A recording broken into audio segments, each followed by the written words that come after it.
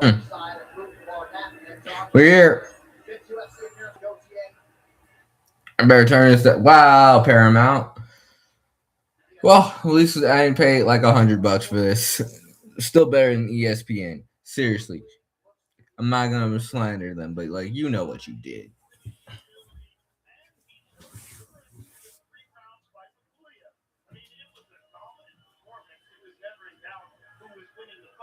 Oh, I turned it up,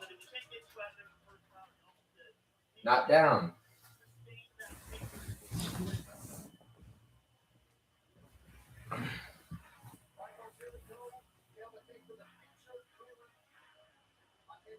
All right. Oh, he's from Cameroon. I think that's the Cameroon flag. I called him French earlier. My fault.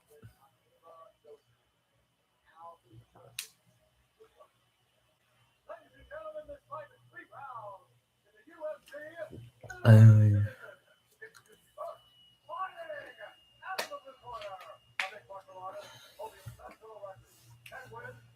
I got the black guy. Not because I'm racist. It's a little. It's not because I'm racist, but like you know. Um,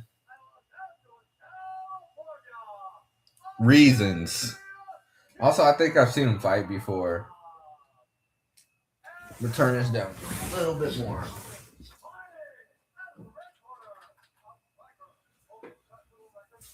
Oh.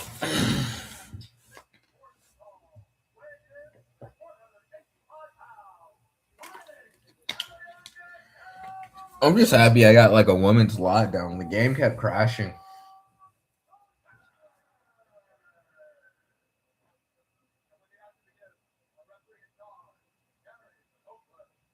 He is hilariously jacked and short.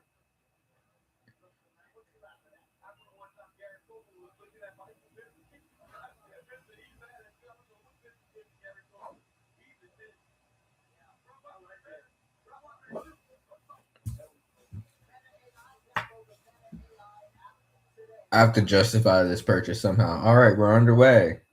Gutierrez versus Diaz. Names I can pronounce. All right, kind of filling out. I keep forgetting too that this is MMA and not kickboxing, so the fight is going to be fought a lot differently in terms of a pace. It's not going to be a firefight because, like, when you're watching kickboxing all the time, oh, jab, jab, straight, but you forget it's like, oh yeah, right, you can take people down in this. You have to be a little bit more cautious. You can't be as much reckless. This isn't a firefight like kickboxing. It's just you're you're about to engage in a straight up shootout if you're doing kickboxing. Good fake.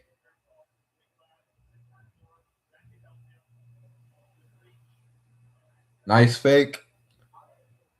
Let me plug this. Ooh, I'm gonna wait until this fight and I'm gonna plug this computer up because I'm going to forget if I don't do it. Plolly market.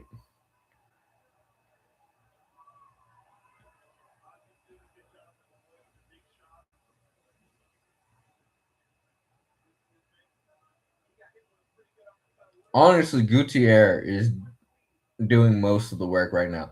Diaz fires a jab off, but gets hit, gets caught.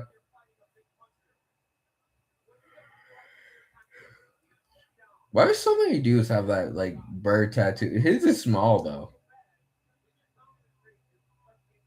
It's that bird tattoo from Mafia 2 that the prison rapist has. Ooh, Diaz goes for a takedown. Whatchamacallit fires off a straight and then a head kick, a roundhouse to the dome. Diaz hits him, goes for the takedown. Gutierrez trying to stop it. Gutierrez is a strong boy. Diaz forces the clinch. DC's words pushes him up against the cage. Gutierrez got an overhook. Yeah, an overhook. It's damn sure not an underhook. How am I already sleepy, bro? I'm getting old fast. I don't like it. I always get sleepy like once I turn the UFC on. I'm always like body lock, strong body lock moves him. Gutierrez does a great job of defending, pushes the head down, sticks in an elbow, sticks in a nice knee. Oh, this is beautiful mixed martial arts. Nice in body kick to follow it up. Moves off, takes control, opens space for Gutierrez. Back facing the cage for Diaz. Gets Diaz backed up against the cage with a jab and hook. Throws a jab. Diaz backs up. Uppercut. Hook. Diaz parries the jab. Gutierrez parries his jab. We got a couple of fencers going. Head kick by Gutierrez. Diaz fires another jab. Jab by Diaz. Jab by Gutierrez. 1-2 by Gutierrez. Leg kick by Gutierrez. Reaches, feints. Using that measuring stick.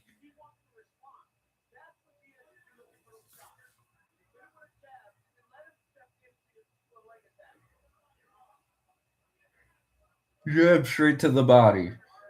Gutierrez tries to parry. Parries the punch. Gutierrez throws a uppercut with it. Lands. Jab. I'm not mad at the pace so far. Diaz fires another takedown. Looks like nope, but backs him up against the cage. Head leaning towards the cage. Has his back mat return position.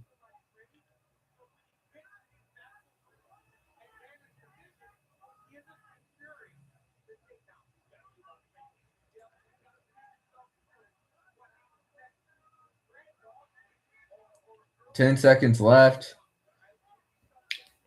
He's not honestly there. Like, granted, is different when punches get involved, but if you kind of have to like just drop like right there. If you're behind someone like that, just drop to their leg and grab the other leg and drive in. There's nothing they can really do except turn into guard.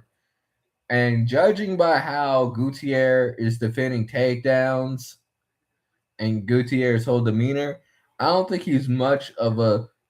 I don't think he's an instant submitter. You know what I mean? Ugh.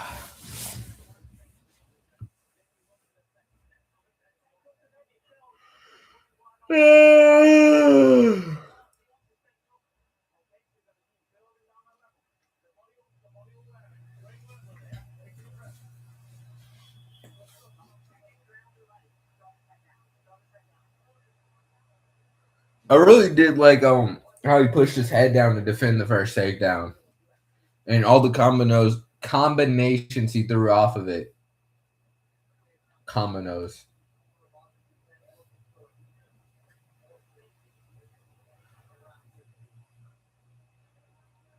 Jab by Gutierrez fakes.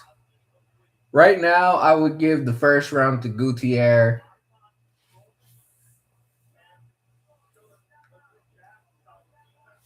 Ugh.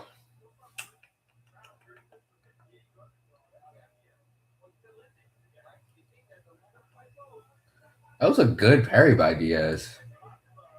That was very nice. Just immediately. I mean, he didn't capitalize off of it, but like how just the amount of weight he was able to get on the hand.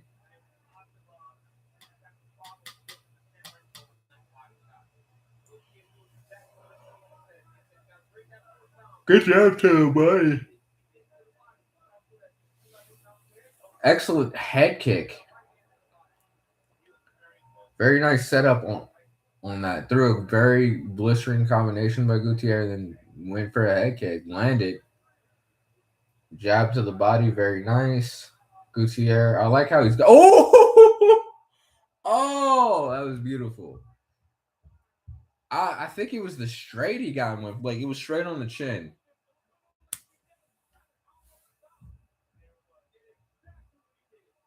That was. Yeah, no, he's dizzy. Wibbly wobbly.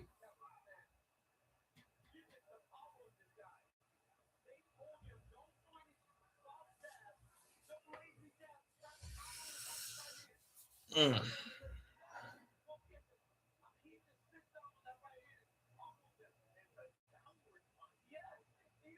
Let me see that again. Oh, it was a hook. It was a little weird. It was like a hook straight. How he threw it. That was a perfect punch. It was the perfect angle. Whatchamacallit throws a hook and he counters right over the top. Lands kind of funky too when he goes out. A couple hammer fists to follow up for good measure. Referee does a very good job. Whatchamacallit throws his hands up.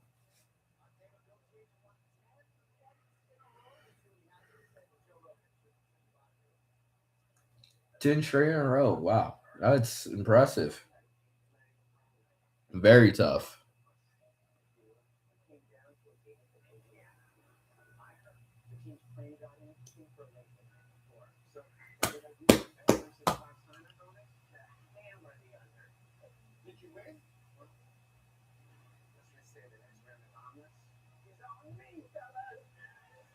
Gambling. It's lit. Seriously, it's not. It's an issue. It's a problem. Ooh, they got Cam Newton, Pat Militich, Tank Abbott. I don't know who the fuck that is. Matt Hughes with George St. Pierre carrying him.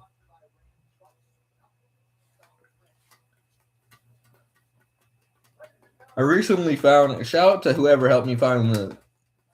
I think I talked about this on camera, but still, shout out to you for helping me find I Am Free by Kiplavoff or whatever their name is. Shout out to you, one viewer. Appreciate you. I know you disappearing too, but I love you. Hey, oh, oh, I appreciate the. That's nice to see the show of respect. Vows.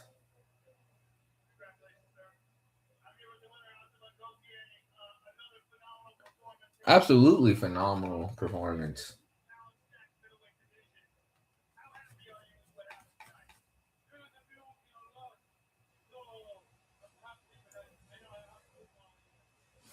Look, I don't know how I'm gonna make it. I'm so tired.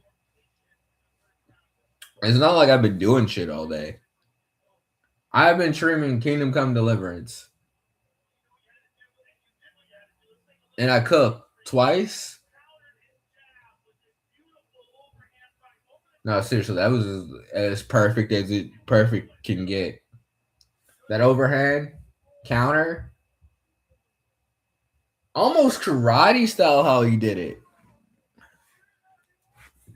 but perfect screw on that. That was a hooker. She'd be pregnant. That was a bad joke. But we got like 2 hours on this bitch. It's gonna be plenty of time for that. Every time I like do one of these, and it's crazy when it's your face. Oh, 13 minutes in. That's easy to find. But when your face is like physically out there and you start talking loud, part of you was like, what if I do get canceled? What if I say something where I just become universally hated? Not yet. I have a thing I'm gonna try out.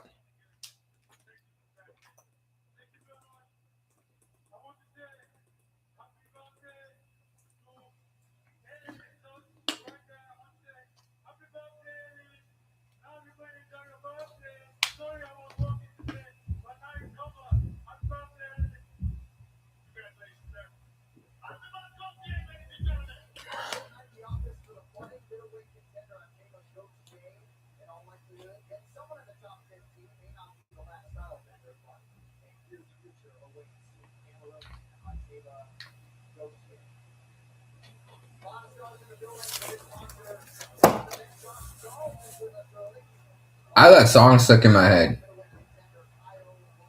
and I don't mind it. Ooh, Brandon Rolvo's girlfriend's a smoke show. Aljamain Sterling, shout out Aljo. I got to go. I think he wrestled for Molly University. I got to go to his college to compete. I gotta let that go. I have to start competing again because I'm so tired of talking about New York. Karate was a great time. I met Matt. Well, I didn't meet Matt Serra. I saw Matt Serra. It was funny because I didn't want to assume every bald Italian guy in Long Island was Matt Serra, even though I knew Matt Serra was gonna be there. But like I remember just like seeing him. I saw him earlier, but I remember like just seeing him walking in the corridor and was like, "Is that Matt Serra?" Everybody went, "Holy shit, that is Matt Serra!" And he just went, "Hi guys." He stuck his head in and he just went that way. All right, not yet, not yet. I really want to do it.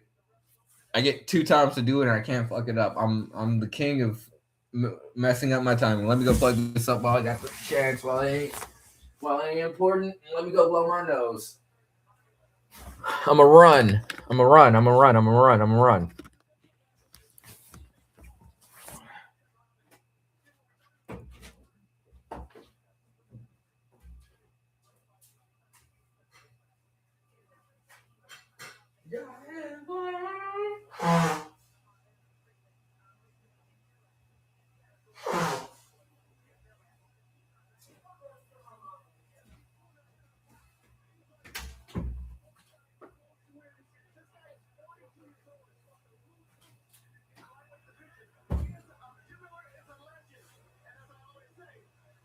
Jim Miller is a gosh darn legend.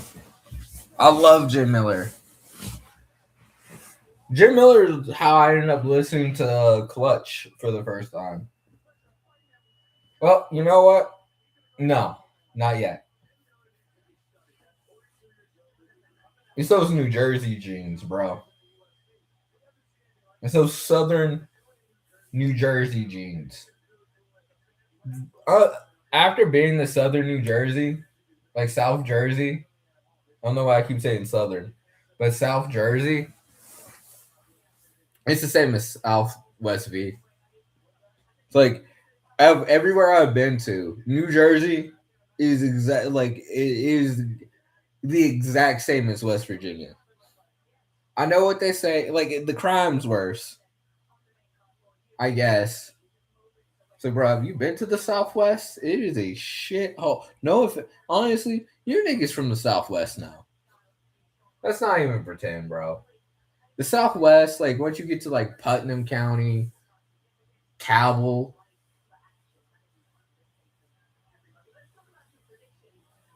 that shit does get like kind of terrible. They do have like a couple nice things out there for real. Up north's kind of cool. I like northern West Virginia for sure. Southwest is I. I'm super excited for Josh Van versus Tashiro Tare. Tore. Tatashiro? Dustin Poirier. Shine bright like a diamond.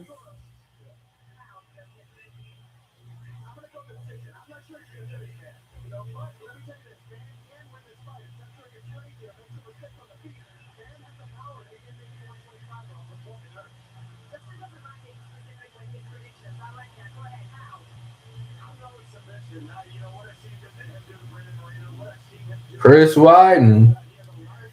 I'm so glad Kara Bryant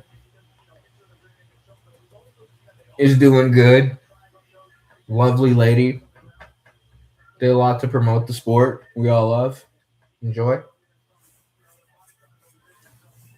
Um, that's not Kara Bryant. Well, I feel like an ass. I never like know her name, the British lady. I feel bad. I should. As many times as I've seen her, I've just never paid attention.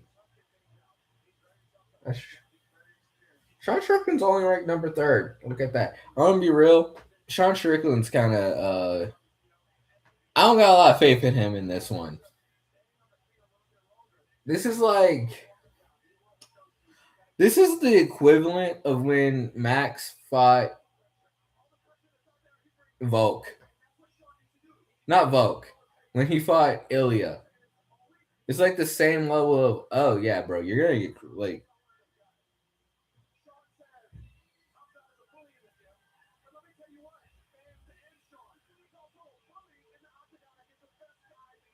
Dustin Poirier just said it the best. Like literally held DDP down for 25. Do you know how hard that is to do? I don't give a fuck if you say it's boring. It's really hard. I don't care. All right. And can we? I'm not gonna get too wild on here, but it's because some of you striking ass niggas shut the fuck up. Like we get it, but you get hold down a lot. Like you're not a bad motherfucker if someone can hold you down for 25 minutes. I'm not talking about DDP. I'm talking about anybody. Like every time you see like a dude who's like a devastating striker, and he makes it to like the top 15, and you find out he has no grappling. It's like what have you been doing? So have you just been fully banking on the fact that no one would ever take you down and you could always just why don't you just become a kickboxer?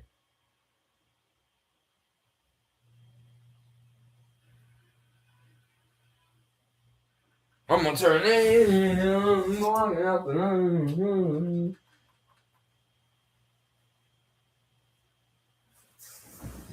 Don't you culture personality me, my nigga. Alright. What you call it was not playing with my ass. GM Warner was not playing with me. A firecracker went off. A song no one has ever heard of. I don't even think it was their song for real. If it is, it's like one of the ones they shelved and that nigga like released it illegally, but it was still on like Jim Warner and they try to make their money back regardless because the music industry is in shambles ever since streaming took over YouTube. So they gotta like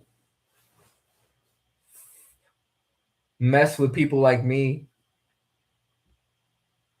who is like, hey man, I got like 74. I didn't even have like seven. I that was before I went to Georgia, so I didn't even have 50 subscribers.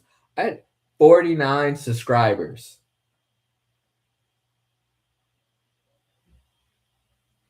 I had 49 subscribers. What did you think you were gonna get, Jim Warner?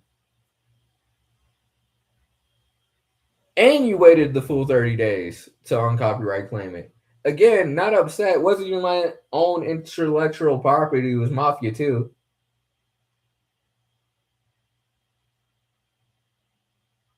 I don't even think. No, I was actually talking, which is crazy. Music's like the only thing where like copyright gets super crazy. Movies you can kind of get away with. Video games, music's like the one thing where you're like, oh no, you're getting fucked up. It's the one thing I'm actually nervous about using on my channel. Like when I did the Scarborough Fair thing with Kingdom Come, I was genuinely like, is this how I get a Shrek? And I might still get a Shreker, like some shit over. I almost said Arfield and Garfunkel, whatever. Garfield and Arfunkel. How the fuck you say it? I don't know why I can't remember nothing. I kind of know. Honestly, I don't even think it's that. I think I just have like a lot of things on my mind. I've always been kind of like this. Got like ADHD, but they might want their money one day. If I ever like make it honestly, I'm kind of cool. As long as they don't strike it, I'm cool. Get your chips. I needed that video, and I needed that music with it.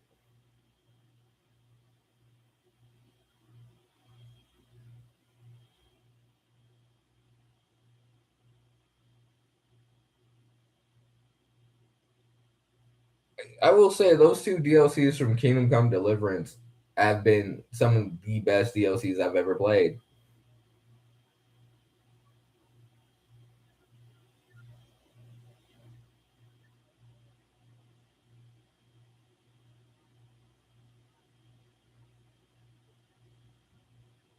I might have to won't probably be able to do the amorous adventures of Sir Capone, Caprala, of Hans Capone, whatever. Oh, it's the main event. We can do it. It's official. This is the new thing we're trying out for this. It's the main event of the UFC. I'm opening this to start it off.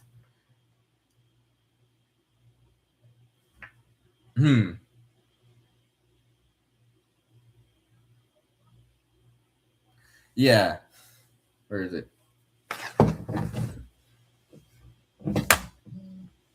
I'm definitely closing it back up. Yeah, I don't know what I'm gonna do. Stab you? This shit's not sharp at all. It's a very cheap sword, but I had to get it. I think 6 years ago when I was in college, I saw this for sale, but it was 125. It was 88, so I had to get this. I love this sword. Water stance, stone stance. All right, I'm done. Um, close it back up.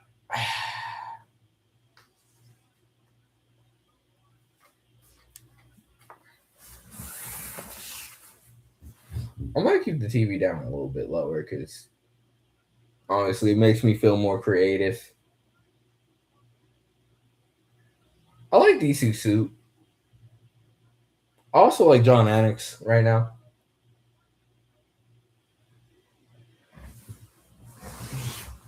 Let's turn it up a little bit.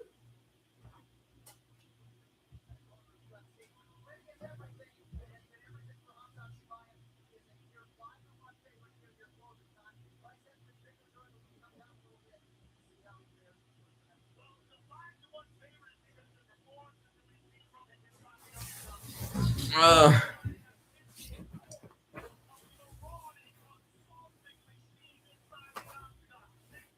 seriously, like, oh, they're playing the Gilbert Burns fight.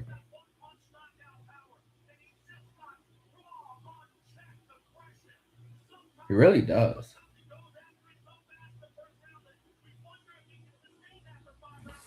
Probably a little bit lower.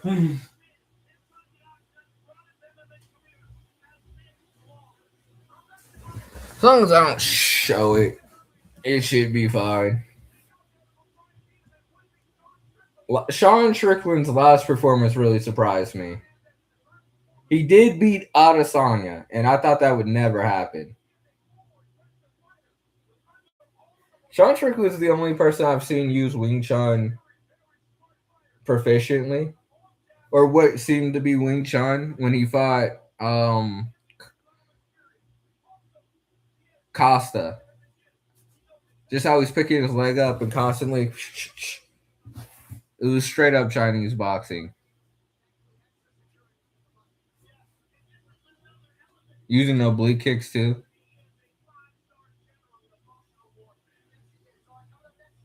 Izzy, I guess maybe because he can get under your skin, but it's just like I think Chimaev really fucked him up.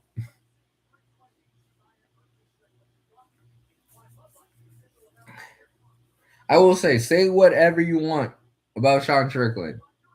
I would not have signed like 3 of the contracts this man has signed. It's like, what do you mean I have to fight Puatan? What do you mean? Honestly, I probably want to sign against Izzy. I probably would have signed against Izzy. I'm tripping. That was like way less of a scary fight. Honestly, I kind of figured he'd beat Sean. I mean, he could beat Izzy a little bit. Well, retrospectively, obviously. Back then, I was like, no fucking chance, I guess. But like the way to beat Adesanya, if you go back and look at his old kickboxing days, it's just to put mad pressure on him. Like he can't. You have to put unyielding pressure, and you have to somewhat be technically. You have to be a decent striker to beat Adesanya. You can't be Paulo fucking Costa where like your striking is bodybuilding. He's gotten a lot better. His last fight really impressed me, but Adesanya is ironically, even though he's a counter pressure who thrives on you coming after him, he needs time to set it up. You have to like wait in between Adesanya's strikes while constantly pressuring him, while defending his flurries, his punching flurries, because he shoe shines. You can't just like consistently pressure him. You have to consistently pressure him, but you gotta pick your spots, is what I'm trying to say. Like if you go back and watch his old kickboxing fights, he's not good if you can time him. You gotta time him while he's timing you. Is what I'm trying to say. While keeping him on the back foot. He does not do well with that shit.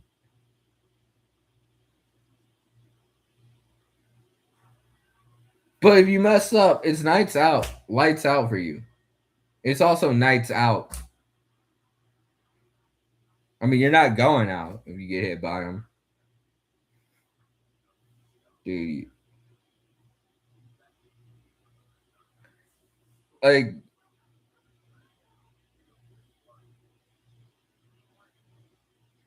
oh, mad times, brother. I don't know if anyone's known it. Real rap. When I got the headsets on, sometimes I be letting it rip. I'm not proud. I'm not proud. I be praying no one hears it. I see why you said that because I look like I'm farting right now. Like I'm in the position.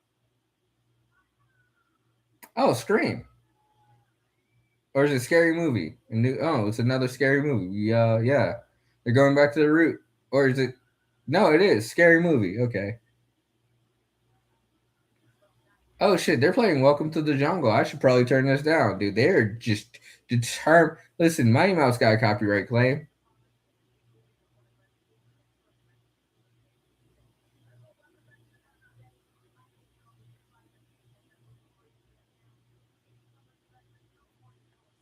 This car's been moving fast. It's hot shit. Honestly, I'll turn this fan on right now. Run off that copyright music. Let me know if it's annoying. It's also hot in here. Might open the window too. Now that these screaming ass kids are inside. I don't know what it is, but like little kids just love to shriek. Like blood curdling screams. For no reason. At least up here. Now I'm not used to like where I used to live. I was the only kid on the block for so long. Actually, there's and no, it's holy shit. I was like the only kid on the block. Well, pretty much. I did have like someone down the street from me who I went to high school with, and like those other two people. I guess I never really thought of them as kids, but they moved in like later, like when we were teenagers ish, like middle school age. But for the most part, where I used to live, I was the only kid on the block. Once they moved, there was no more kids. I mean, I guess there was, but like, I swear that one little girl when I was 12 just never got older. It was weird. She permanently just stayed like 12 or 14. Or I guess she moved, and there was like a different blonde girl riding her bike around the neighborhood. I take that back. The person I used to work with in the bakery, well, I who worked in the bakery, like had well, her kids were like being babysat over there, so there were kids in the neighborhood, but for the most part, they were fairly quiet.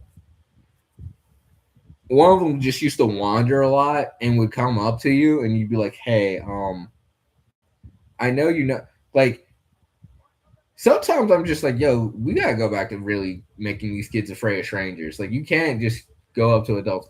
Bobby Green, will he get it done again? Did I watch him fight last time? Yeah, I did. Yeah, submission or knockout. I don't remember. It was actually pretty spectacular. Bobby Green's been looking a lot better. Ugh.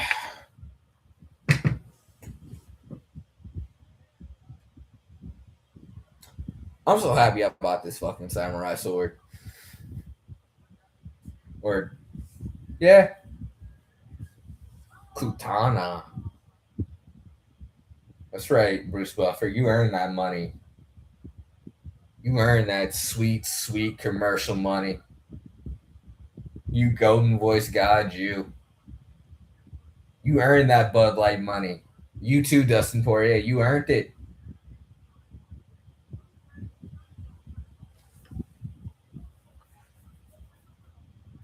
I guess I should probably actually.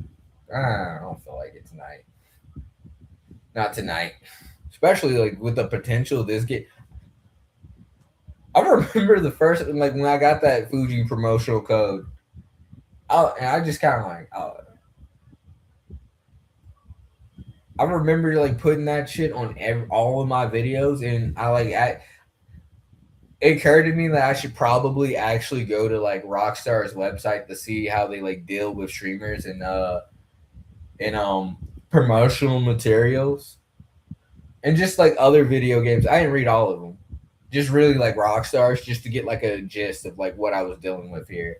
And I was sitting there, I was like, you know what's crazy? None of this is my intellectual property. And my room just turned like I spent the entire time. I was on vacation in Georgia, and I just spent like the entire time.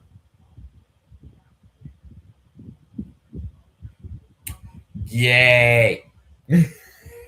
Not that there's anything wrong with that, Christopher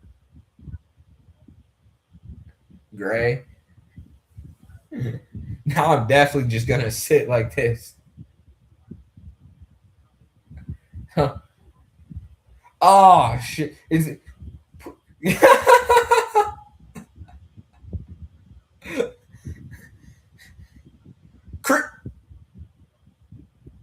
I ain't gonna say your real name, but Puerto Rican Chris, is that you? Because if it's Puerto Rican Chris, you know who you are.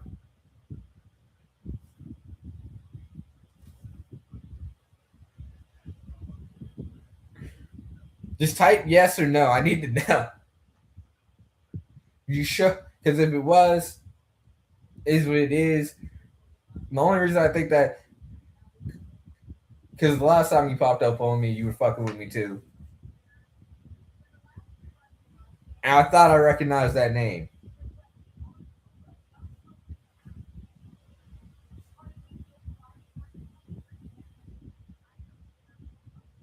I don't know who that lady is, but she got some beautiful platinum blonde hair.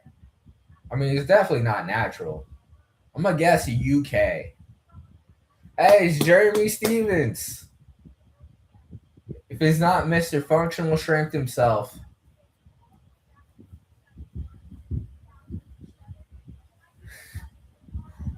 Fuck.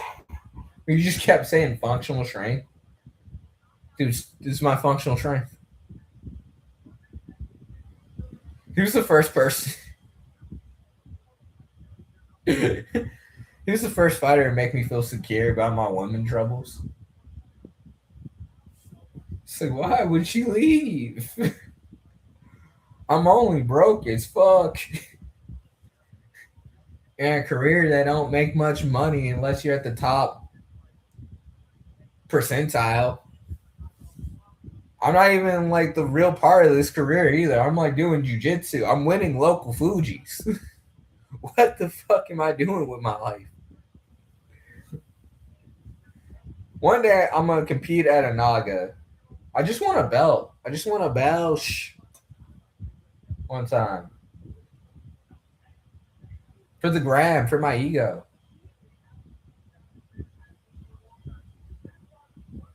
Just walk around my room naked with it. I beat 3 guys who have to work a 12-hour shift, who had to work a 12-hour shift before coming here, and have to work another 12-hour shift after this. I am truly a champion of the highest regard. Toledo mess. Is that a yes or no? I'm just gonna assume it's you, Chris. And I apologize for calling you Puerto Rican Chris all throughout high school, but I just knew Mad Chris's. I also knew Mad Sarah's. There's Czech Sarah, German Sarah, track Sarah. Actually, all those Sarahs were in track. Um, Sarah from what almost said the city. Sarah from kindergarten. Bobby Green, Mean Green.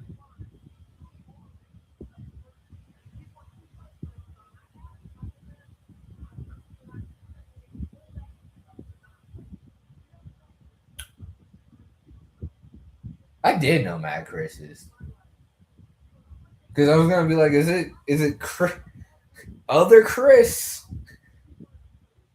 band Chris? Like that Chris, I don't think he knows about my YouTube channel. Which is, if you do, I appreciate you and I hope you're doing better. Uh,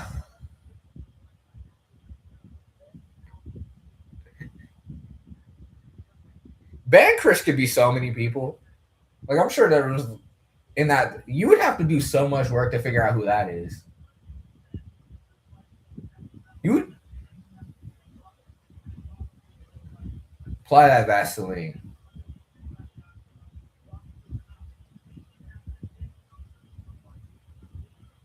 I really don't blame picking his nose. I don't blame him.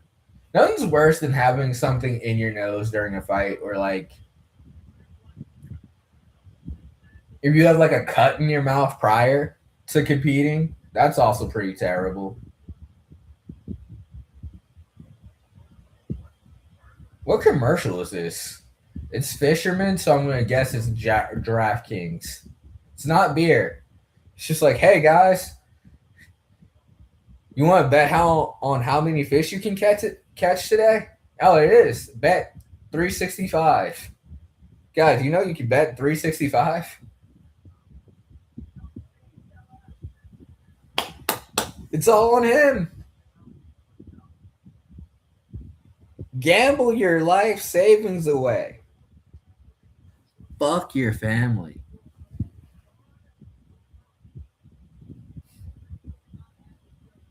Hey, a homeless shelter is nothing. As long as you can tell them, I was really hoping for a better tomorrow to that day. As soon as I hit this parlay. I honestly, I could never get like that's one thing I have to stay away from is gambling. I would have a problem. I would have a real issue.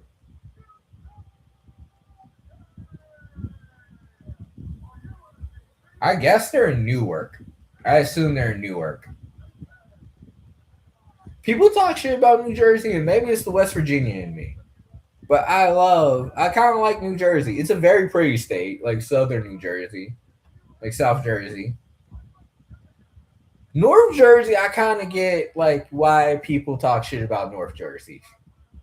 I went there, like I saw a dude who looked like a dude I know here that moved, who is from Newark, and like one of my best friends from college was from Newark, and he used to tell me stories. And I saw a dude, and I looked around, I was like, this sounds like everything he's ever told me. He don't give a fuck if I say his name out to you. Shout to you, Gene Paul. That also could be mad people. Mission love you, Jeff. Gotta text you soon. I don't know why I said it's government. It's cool. It's not like he commits crimes. He got a bachelor's in business. Got a real job. Miss that nigga. He had a YouTube channel for a while. Black Carpet Entertainment. Hope he gets back into it. For sure, like one of the most talented and creative people I know, for sure. The Brit the beautiful. I don't know what it is when I do these streams, or I guess maybe it's just in life. But like, I definitely like. I'll be going to say something else, and like whatever my first thought is, oh, they're fighting. They didn't touch gloves. Bobby Green with his hands down as always. He's the person who really made me fall in love with the Philly Shell is Bobby Green. And oh, like I always liked his style. I got Bobby Green by the way in this.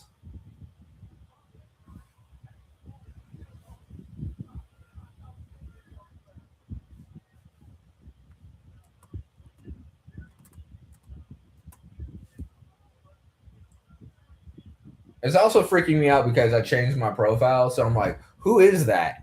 And it's like, oh no, it's me.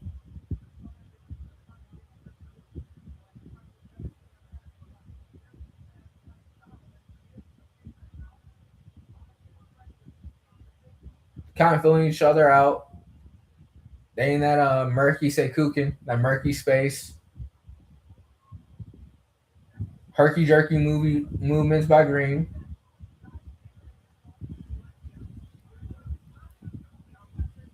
Jeremy Stevens is doing that herky jerky movement, trying to get the timing. Been finding a lot of bare knuckle boxing lately. I wonder if it makes you hit harder.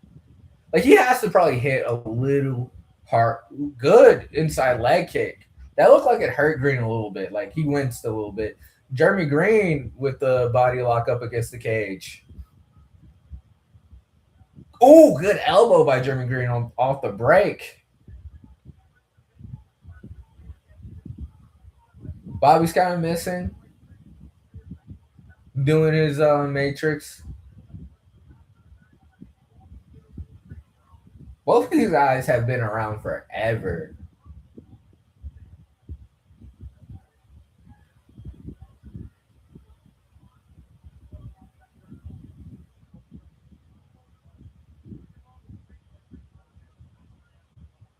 Ooh, that was a straight solid shot by Green. Ooh, a 3 or 4 piece. Oh, low blow. Apologize.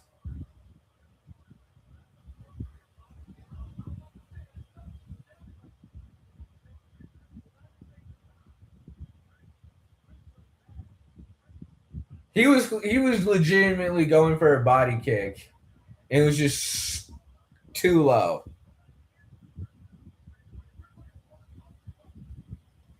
Oh, it just barely caught the cup too. You hate to see it happen. There's a lot of things you hate to see. And that's one of them.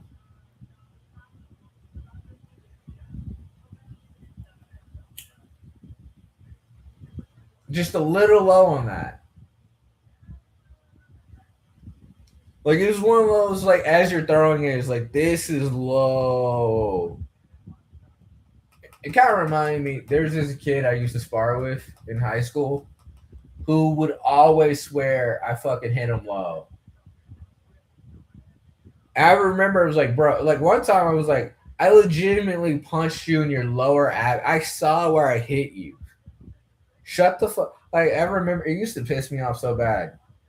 I forget what he said, but it was like he sucked so bad. Like I remember, like during our sparring session, it was like me and 2 other guys, and he, like, we both, like me and the other guy, like one of my best friends at the time, who was a bit of a scrapper. He was like known for fighting.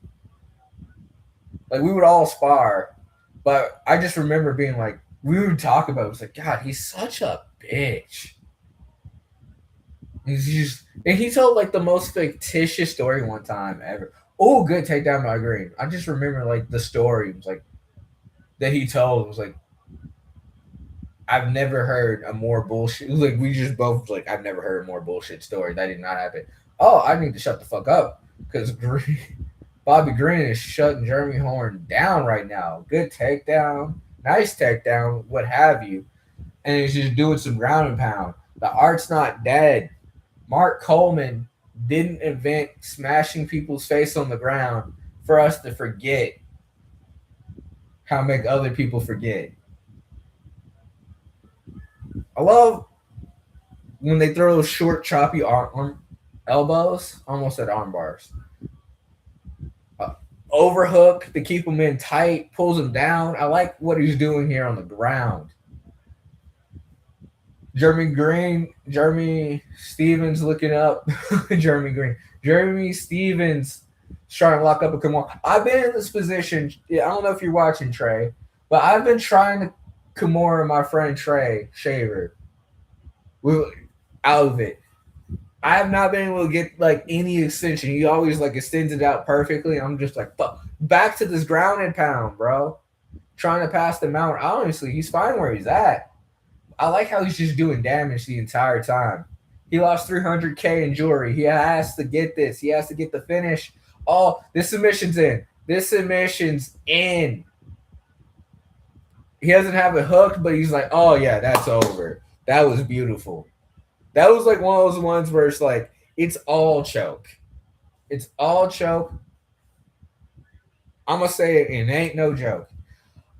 Seriously, like it's one of those ones. It was just dead on his carotids. Is you're not going nowhere. It's one of those ones where it was like it doesn't matter how, like whether he has like full hooks in, body triangle. He has my neck. He has all of the meat of my neck. I'm not going anywhere. Please don't squeeze. Please like make a weird adjustment so I can adjust. At bet like I don't even have my hands to just create a little bit of I just have getting choked. And honestly, the ground and pound is what did it. In the words of, I'm sure he's watching this, Mighty Mouse. Well, he got it from, I forget who he got it from. No, Hoist Gracie. No, Hickson. It was Hickson. Hickson Gracie. You have to cook the beans, my friend. First, you have to get the water. No, excuse me. First, you have to get the pot. Then you have to get the water. And you put the beans in the pots. Then you have to cook the beans. Cooking the beans. I think that's what it'll be. If someone gets a finish and close. That'll be the thing.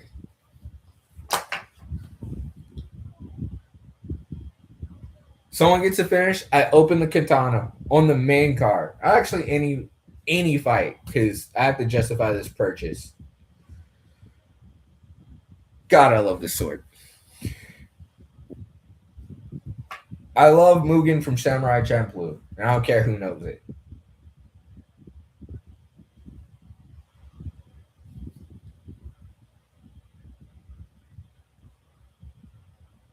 Jean's all right.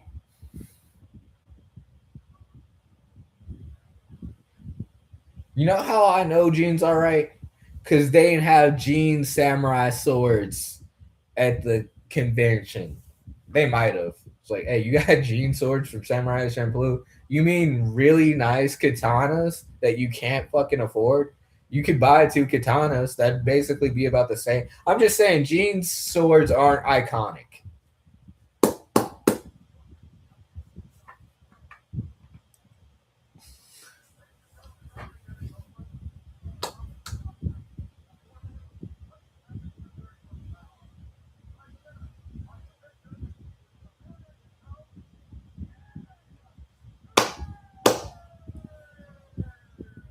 Honestly, the UFC watch parties are just kind of chill events. I'm not gonna do. I don't until someone actually starts paying me.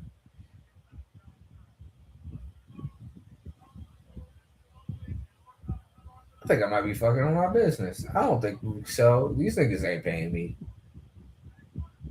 I think I get like store credit if you buy those. Well, the Fuji's.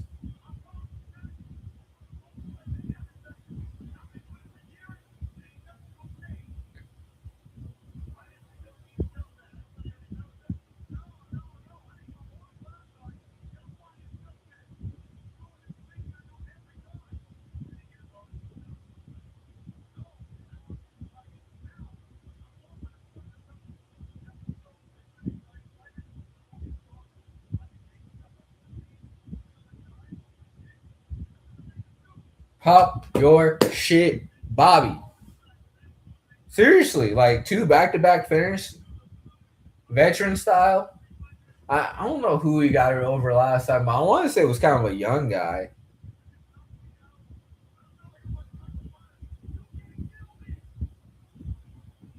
And to be fair, this nigga was really in like the title hunt 5 years ago, 4 years ago.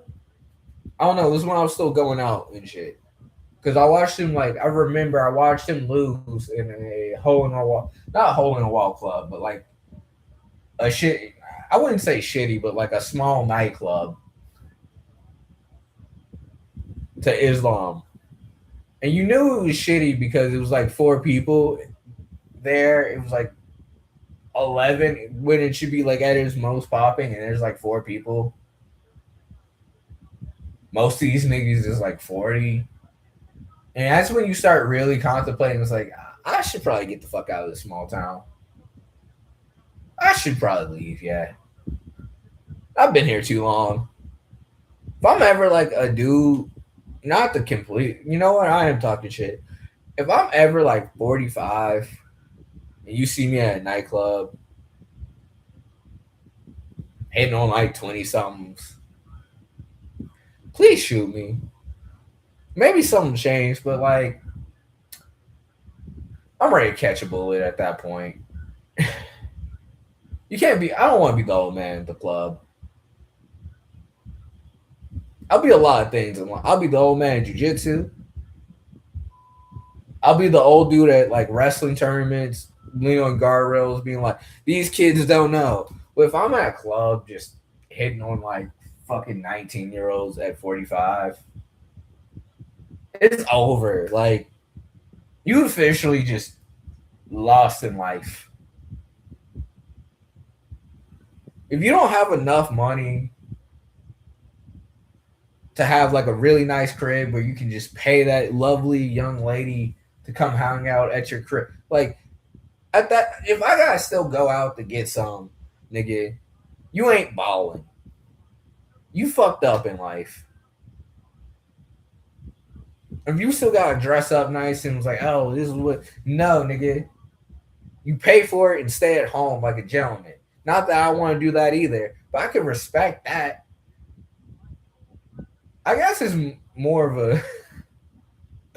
I am hating a lot because honestly, I like they just try to have a good time, enjoy like the young music, the young like I'm not even a club guy. Like it's not even for me. I guess I can't really speak on that because the whole time I was going out like 3 years ago, like circa I'd say 2021 to 2020. I'll say up about 2024. The shit really was not for me. Like it was cool and I had a good time. I had my moments, but it was like I think I'll be going out every other week in my town, and it was just like for fucking whys. Like whys are we doing? Why? Go to Fujisport.com. Get yourself something nice. Honestly, I'm gonna put it in. What am I doing?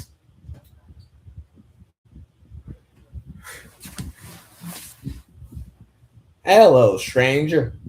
I don't know. Gamble.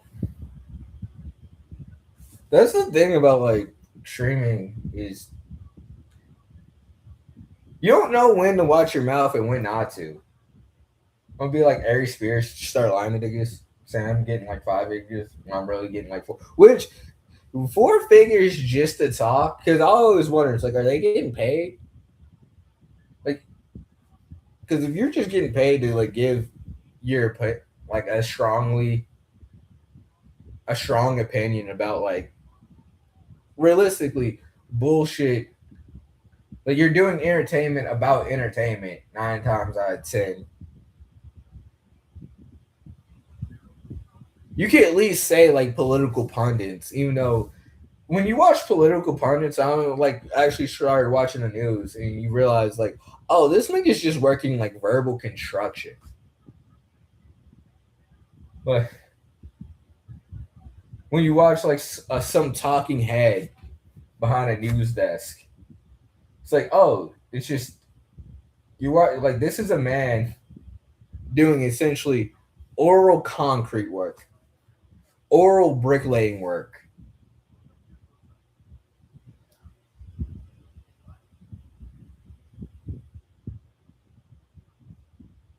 Like you need something to talk about. You need something to sensationalize. Like you're just watching person turn. I guess like right now, turn like one sentence into a 15-minute video.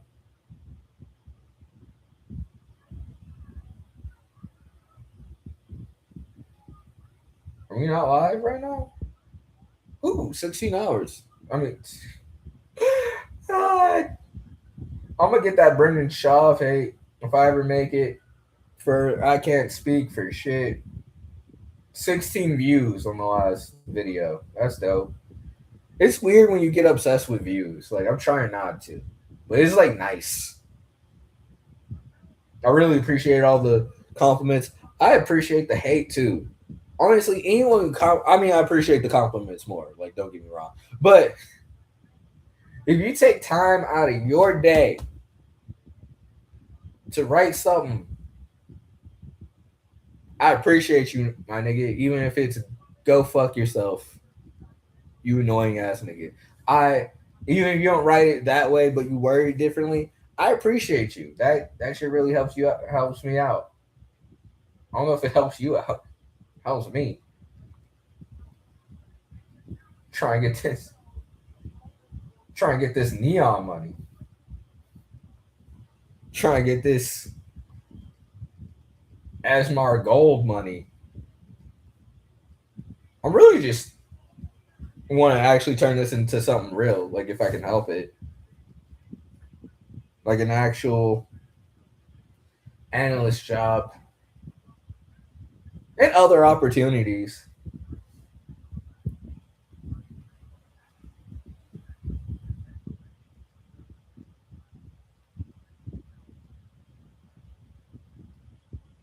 I'm trying to like actually get to my chat or see where I'm going live at, but it's not showing me. If you're wondering why I'm on my phone, I'm not. You want to say anything important? No, it did go off one time since I'm here, but oh no, here it is. The grappling rambler. I thought it was the rambling grappler, but I think I decided the grappling rambler sounded better. The rambling grappler makes more sense, but the grappling rambler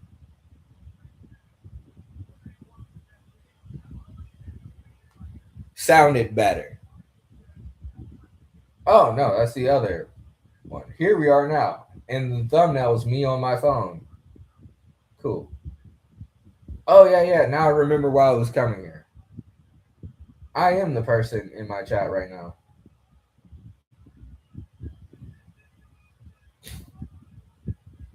Buy it. Buy it with your money.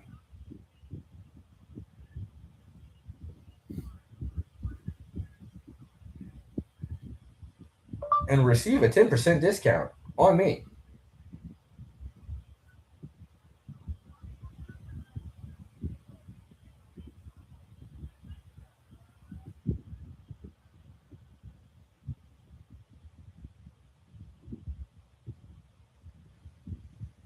All right, we've worked.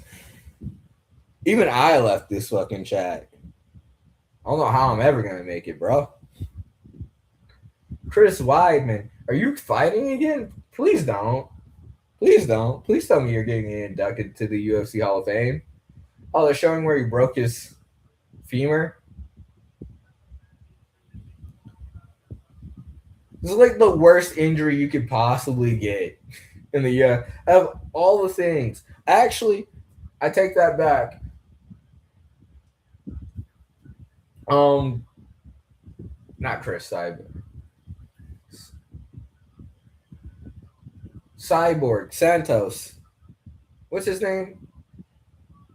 can't even think of his first name. Something of Cyborg, Mel Cyborg, Bellator. When MVP hit him with that flying knee, and the most fucked up part, which still makes me laugh, is where he tossed the Pokeball at him. Where he just went, "I got a critical." He was like, "Yeah, you did."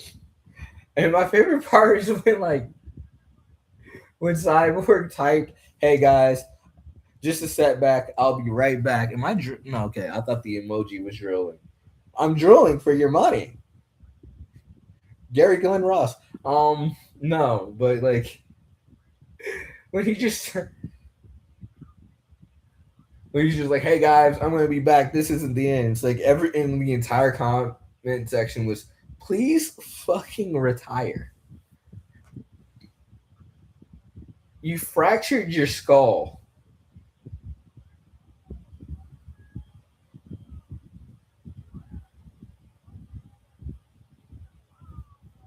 Okay, he is getting into the UFC Hall of Fame. You know what? That's respectable. I don't know.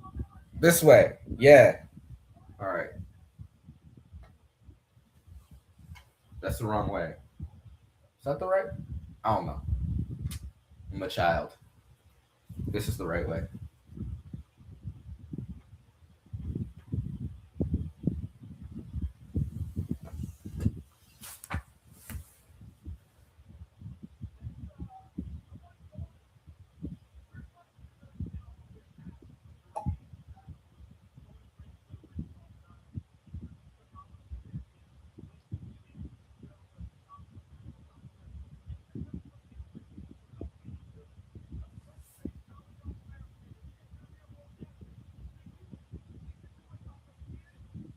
All right.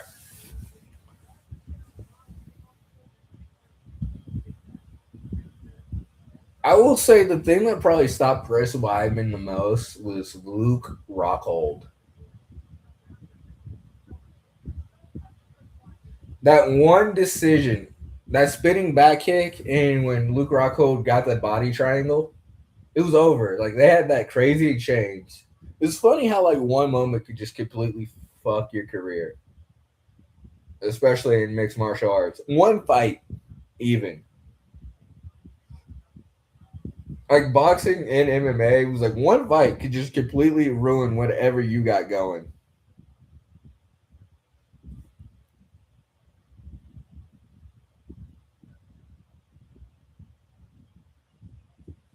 All right.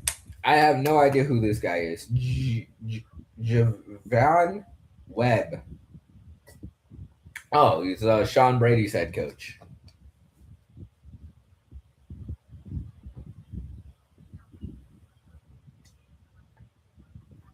Is it New Jersey Eagles? Is it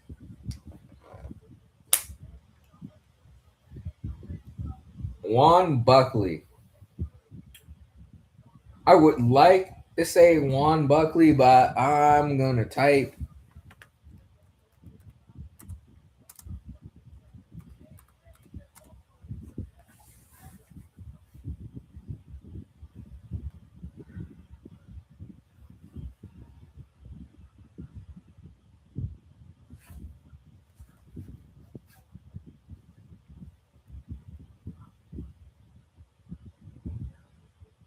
That is how you spell it, motherfucker.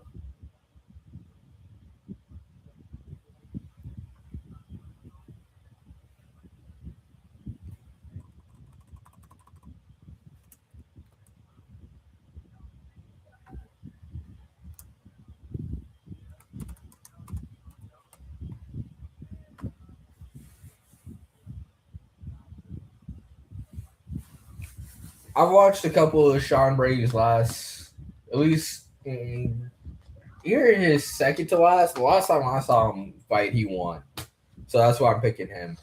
I don't know. I haven't watched. No, I watched Jaquan Buckley fight a while ago. I've seen him fight a couple times. I like Sean Brady. I've seen both these guys fight quite a bit. As much as I like watch fighting, I haven't really been keeping up with the UFC as much as I did in my teens. Like I've been up until the Paramount deal, like I've really just been watching like one.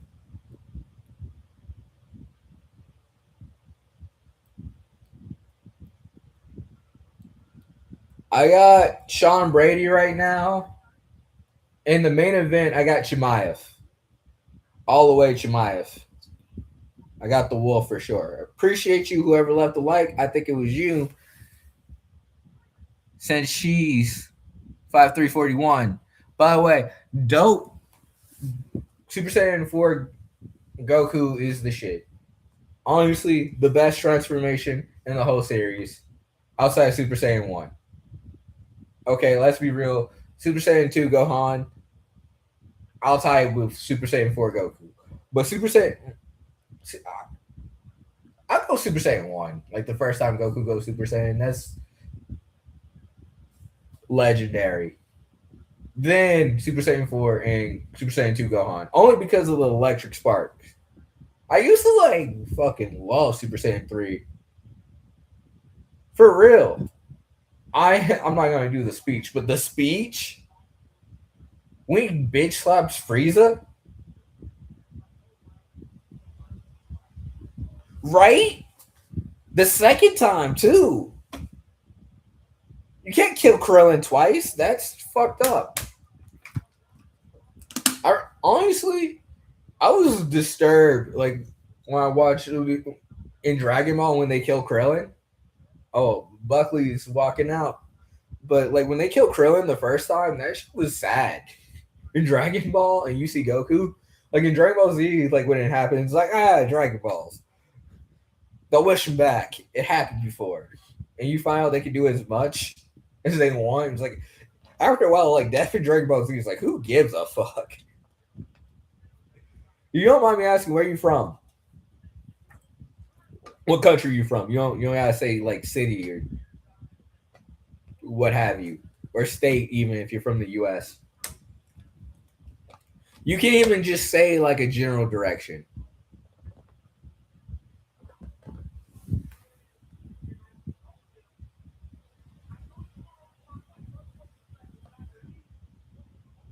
Okay, okay. I'm gonna ask just for clarification. The country you might put country, yeah, country. Okay, you put country in my head. I don't know. Whenever I got that dyslexia, so anytime I see country, I sometimes like is that county or country? But Georgia country, that's what's up. Have I? I'm just gonna ask. Have you been on my stream before? Because I want to say a dude from Georgia. Like one of the first people on my streams was from Georgia. I fuck with people from Georgia. You guys are cool. I like your culture. I forget what that song is. There's like a song from Georgia. It's like a Georgian folk song. I listen to constantly when I work out. Shout out,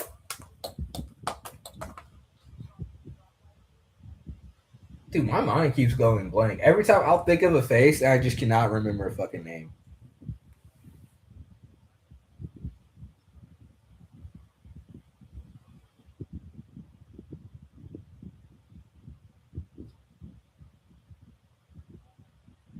Cubana, maybe.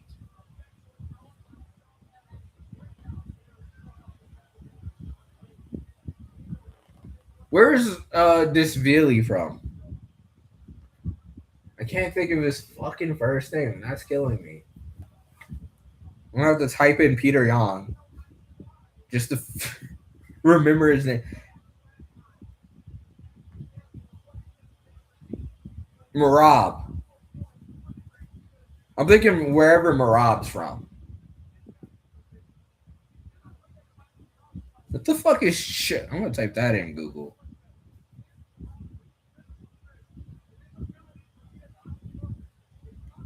I'm trying to stop swearing. You can see it's not going great.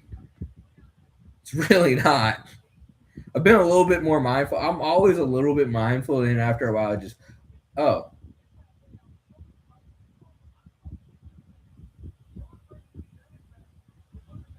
oh Maybe. Hold on a second. I can find it real quick before the fight starts. Honestly, this isn't really serious.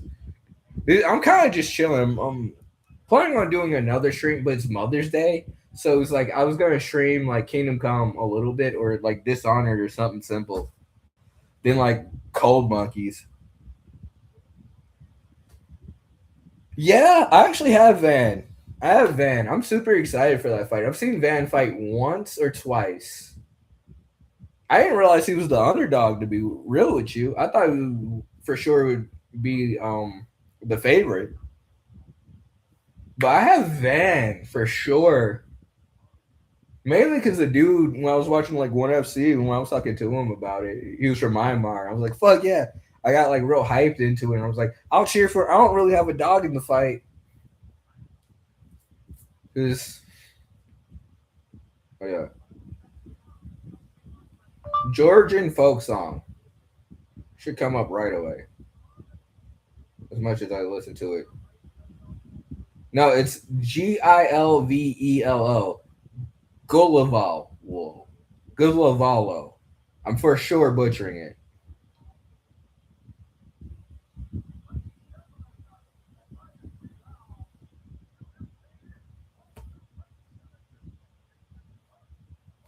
Van is fast as shit.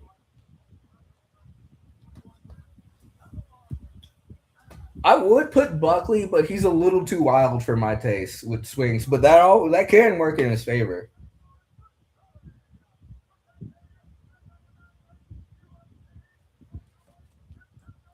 Granted, I haven't seen the Japanese fighter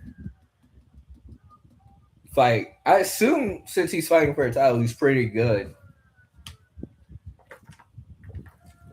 And he's Japanese, and they come in like when Japanese fighters are good, they are elite. They do some of the craziest shit of all time. Like when Japan won freestyle, like the Olympics in freestyle. I wasn't surprised. I honestly saw that coming. Like I forget who it was. I couldn't pronounce. I mean, I actually could pronounce the name if I like could remember it. It wasn't Ono. It was also Ono. It was a couple of those guys.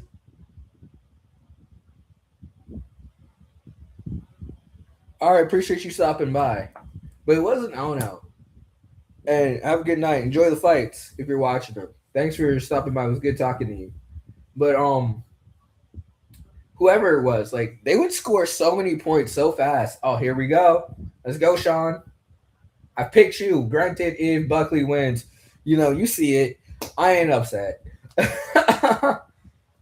I'm winning either way, baby.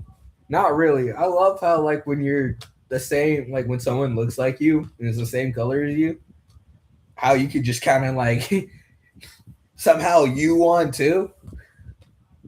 Granted, I'm happy to see like my fellow Af- I guess Afro American. I'm like Native American and Welsh. Especially, it was like I was talking to one of my aunts because my grandfather said we were in like Mohawk Native American, and he always had like Harriet Tubman with a shotgun, the Native Americans on the plains. Oh, underhook, Sean Break, backing him up on the plains. I was talking to one of my aunts, and she might have said something about the Navajos, but I think she said something about Iroquois. I was watching a thing. It's like, oh yeah, they were part of the Five Nations Iroquois, and she might have said Iroquois. It was one. It was either Navajo or Iroquois. And she was telling me, it's like, yeah, our favorite wrestler was like this one wrestler. Like, I think it was pro wrestling, the Two Rivers. And she was saying, like, yeah, we used to watch boxing and wrestling with our dad all the time. And my grandfather was always like, he was the big one of the reasons why I'm doing this shit today. He was very into boxing. Like, right before he passed, we played Fight Night Champions. Like, all we did was play Fight Night Champions. It was like one of the happiest memories I have is just playing Fight Night Champions with my grandfather. I'll go over there, just me. Sean Brady gets the takedown, and we just play Fight Night Champions. And he also was like love wrestling. He used to love. What was the move? He took me to a wrestling match too before he died. Like not a real one, a pro one. And now I kind of get it. Looking back, I miss him. Sean Brady on top, smother him, pushes the arm towards Buckley's face, looking for an arm triangle. Looks like half guard. One of the things I've noticed recently is, um, that's kind of annoying. Let me sit this over here. I'll fill with it all day.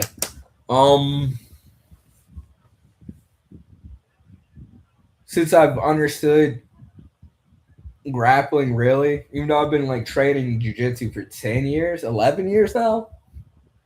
It's been about 10. Actually, 2015, 13 years I've been training jiu-jitsu pretty much. And overall wrestling. Oh, Sean's gonna finish this, it looks like, with ground and pound. And here I thought the art was dead. But I was just gonna say, like a lot of people just play half guard and kind of like wear on people. Don't really get the mount, but Sean Brady's taking mount, beating the fuck out of Buckley.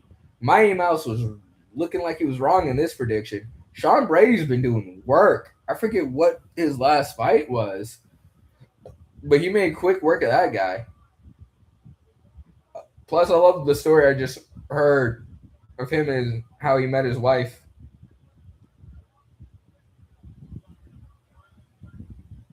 Fighting is a rough life. McDonald's cannot be this hard. Honestly, McDonald's cannot be this bad. Like there used to be a time when I would he was going for Kimura from half guard too, which is always nice to secure. But the only issue is like when someone like hooks their legs around and stops you. Side control. Once you get to side control, that's like half the battle.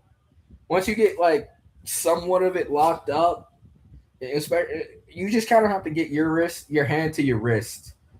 Oh, and he's able to like kind of start moving it to the opposite side of the hip. Oh, now he's in north south. Good defense by Buckley. Because that could have been bad. It's real. Oh, looking for Americana. Just pouring it on. And punching. Very active groundwork here by Sean Brady.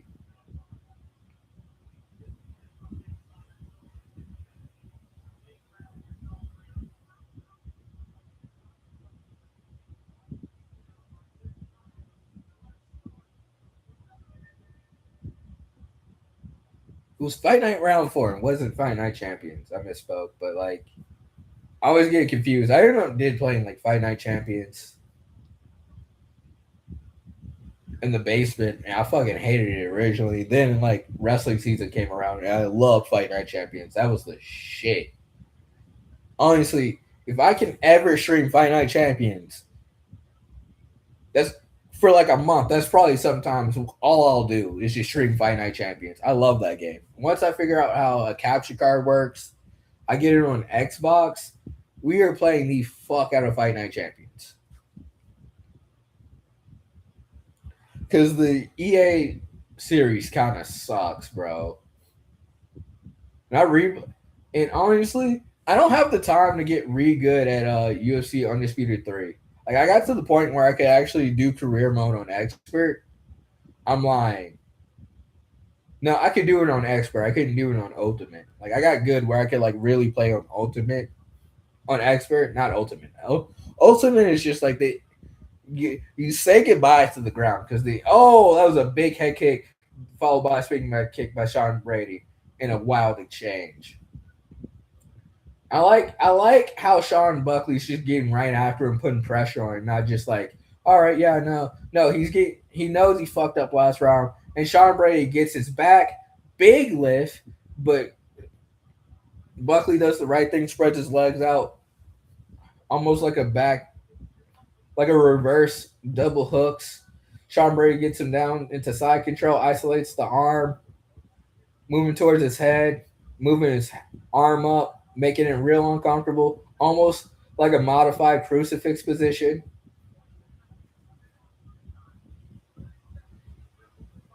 Buckley does the right thing, blocks off with like a modified knee shield, so he can't step over and mount real easy, and gives him a chance to get to guard or half guard to correct the situation.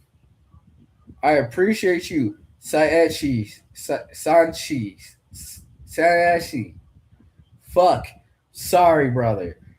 But I appreciate your subscription. Shout out to you, my nigga.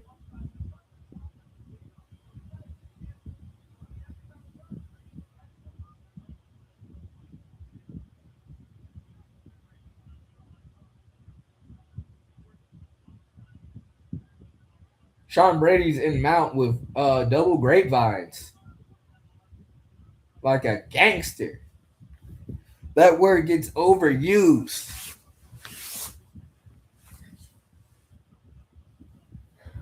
He's been running away with this fight. I love it. Not really. I actually really like. I like both these guys a lot. I just think Sean's a more complete fighter. And normally, oh, dude, I love how he has not. He has goes right for the double off the break. Sean like Buckley. Oh, but Buckley's swinging hard, and you gotta be careful with Buckley too. Oh, good knee, but it takes him down. And like, here's the thing: when you're going against a grappler and you're like more striking oriented, anytime your leg leaves the ground, you're effectively opening yourself up. Like when someone knows how to really grapple, like Sean does, and he wrestled, I think in college. I'm not sure, maybe high school, but like when you like lift your knee up or take your foot off the floor for eating, if you got one foot planted, it's not a good situation for you if you're not trying to get taken out. And I love how he's controlling his head on the ground here. Up against the fence, too. That's like worrisome. When you're up against the fence, there's no space. Great ground and pound.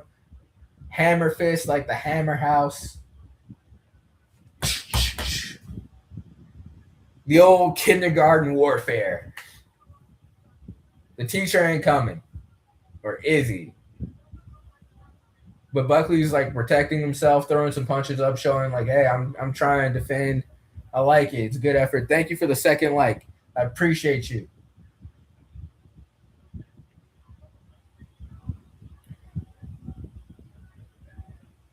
Buckley turns to the side. Anytime you turn to the side like that, it's not. The ref's looking a little. He might stop it here. The ref's looking a little like, hey, you can't. This is reminiscent of, I forget whatever fight it was Chimaev was in. Like when I first like became aware of Chimaev, where he whooped that guy's ass long and short. Where I forget it was like over 153 something strikes, significant, unanswered to like two.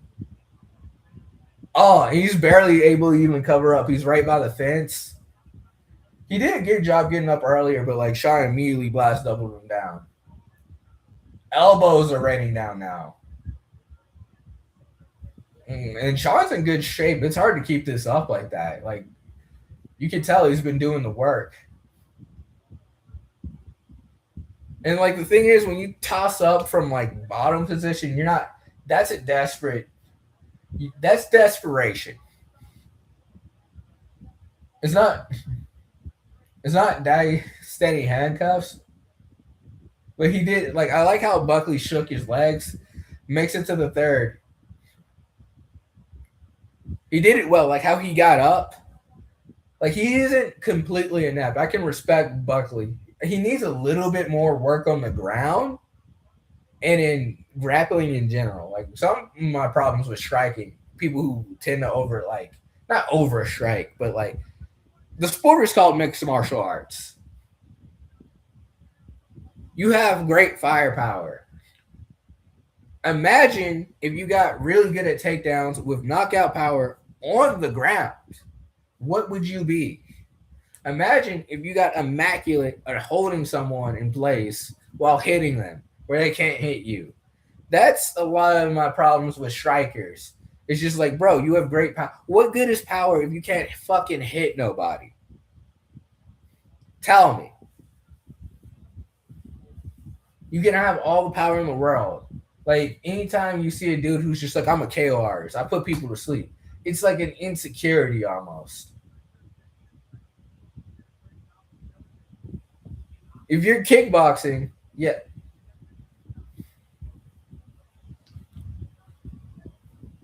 they're filling each other out. Buckley swings wild, throws two. Good inside leg kick by Sean, kind of like wobbles him. Fakes kick. A lot of feigning from both. Good takedown. Almost looked a little dangerous for Sean there. Buckley swings wild. Sean immediately gets in on a double up against the cage. Looks for the crotch lock Buckley does, but Sean denies it. Just a better, faster grappler. Like, it's so weird. Like, anything, whether it's striking or wrestling, when someone's good at something and you're not in a fight, and they're better at and they're slightly better at doing the thing. Like, when they can kind of do the thing you're good at, a little bit better than, not better, but like sufficient enough where they can hang in there with you. Looking for that Kimura again. Just hits him. Says fuck the Kimura. But when someone's like adequate enough to stand with you, or adequate enough to grapple with you, but they're a better striker, vice versa, what have you, nothing's worse than that because they can always edge you out. And it just makes the thing that they're already really good at better. And it becomes like quicksand almost. Because anything you do just feeds into whatever they're doing. Steps in to mount again. I haven't seen this much mount since my last visit to the hub. But no, seriously, I haven't seen like this much mount in a while.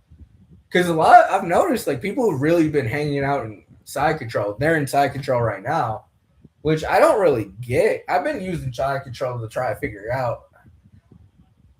Because you can cook there, but not really. And you can't really land power as much. And it's an awkward position to like land shots from. Not that I fucking do it, but it is awkward.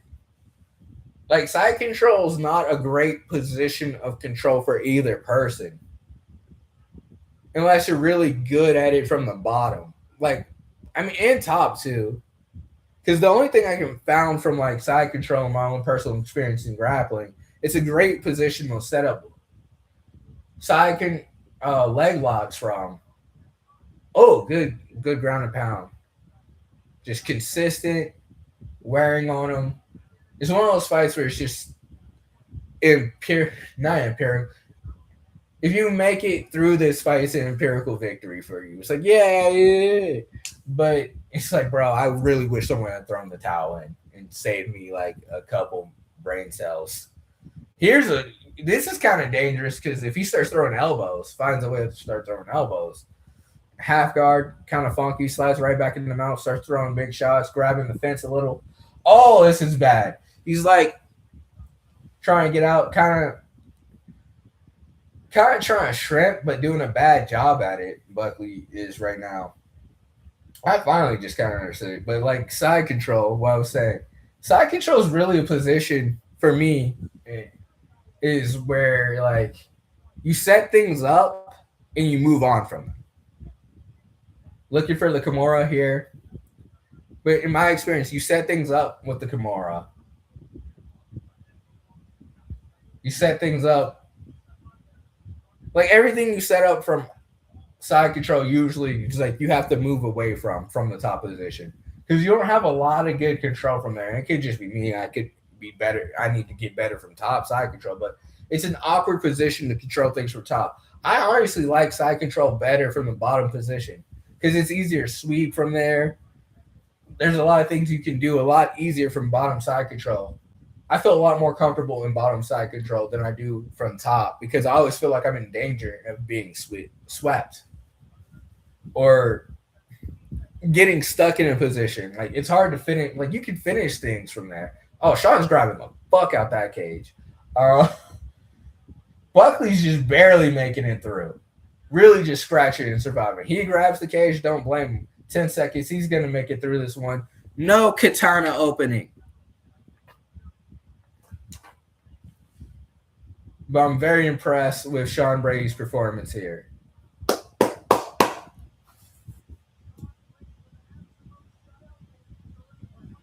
That was all Sean Brady. Beautiful fight. Sean Buckley did a good job. He was no bitch. All respect to him.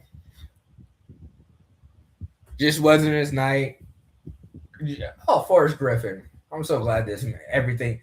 Forrest Griffin, especially like I got some Georgia pride here in the United States. And Forrest Griffin is I love Forrest Griffin. That nigga's funny. Never take himself too serious. I forget my favorite things when he's talking about fighting Dan Severn and he's getting his ass whooped. He's just like, I just decided to start making fun of him. Like, so when's your next porn? What's it like to be a cop? And I forget what he was when he was just making fun for having the porn stash. Dan Severn looks like a guy tells you he has a modeling agency, but you end up just doing coke and porn for 9 months of your life. You told me I was gonna model. Yeah, hon. Cox. I say a lot of things. I have a Hawaiian shirt on. What did you think this was? What did you think this was? Uh.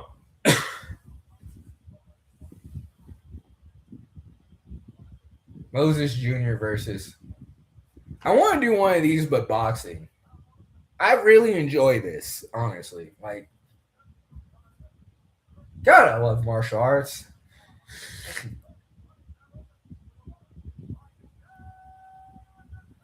That shit really should have been majority. Dude, he had a couple. Like, honestly, two of those was like 8-10s. They might have gave him that. I don't know. Let's hear what he has to say. I'm going to shut the fuck up a little bit.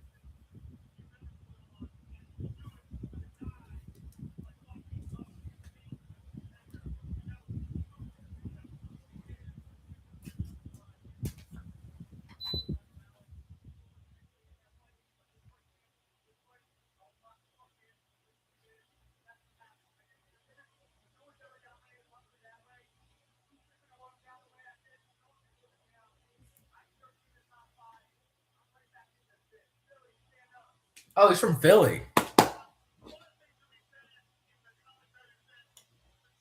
I should have guessed by all the tattoos and the specific tattoos. They always have like a samurai on them. If you're from Philly, anyone, comment why samurai tattoos.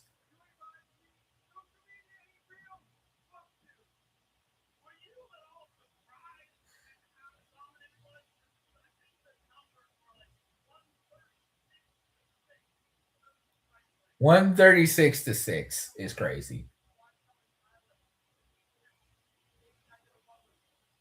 Ooh,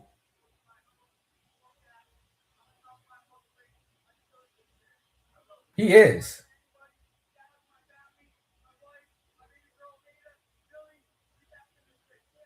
Honestly, Islam Islam's at Islam's at welterweight. I could see Sean Brady beating Islam just by his size and style. I could see that, honestly. I think he could actually give Islam some problems. I'm gonna go blow my nose. I'm gonna be right back. Oh, Mikey Mushi Machi. I don't. Hey, nigga, I spent a lot of money on this samurai sword. I shouldn't have.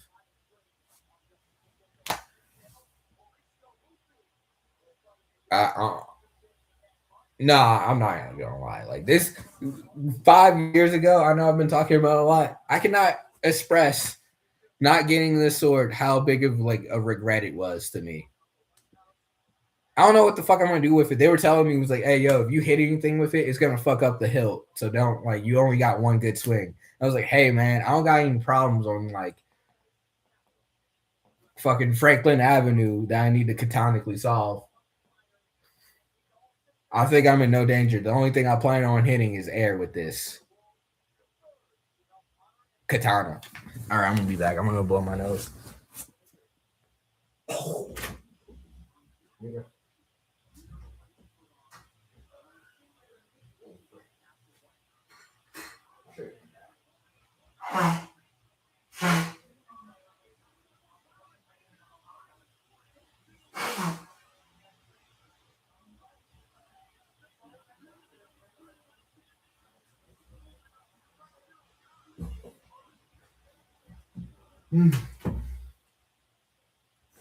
Do do do do do do do. Now I got that song stuck in my head. I don't even know which one. I don't know. I think it's the title of the song, Botan, the Japanese war song. I get it. Like, if someone played that song right before we were about to go fly our zeros, I 100% would go kamikaze too. I get it. If you play Botan, the YouTube version in 1945, whatever version that is, I 100% Land of Rising Sun, bitch. I'm rooting for Gaethje. I shouldn't. I'm rooting for Gaethje. I got Gaethje. I don't give a fuck, bro. I love Justin Gaethje. He's the man. Granted, Tapora is by far, I'll say, in terms of scary fighters, one of my top three scariest fighters right now. Top four, because there's no way you can't add Poetan. You can't add Alex Pereira. Top four scariest fighters in the UFC right now: Islam Makhachev, Tapora, Chimaev, and of course, shit, Chimaev, Tapora, Pereira, Chimaev. I might say Chimaev. Oh, Islam.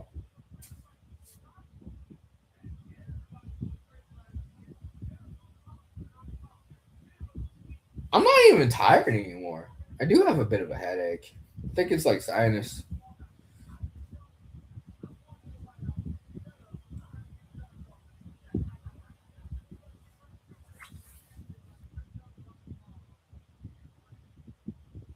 Do do do do do do do do do do do do do do do do do do.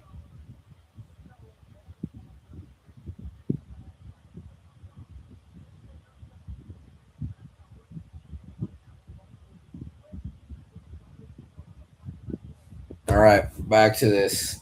Sean O'Malley. I like Sean. I got Sean. I'll say it, like, the White House card's a little weak. Like, why is Michael Chandler, outside of the fact that you need an American fighter? I would have put John Jones on that bitch before I put Michael Chandler. I would have taken the chance. I get why they didn't. Yeah, we got. I'm gonna type it in.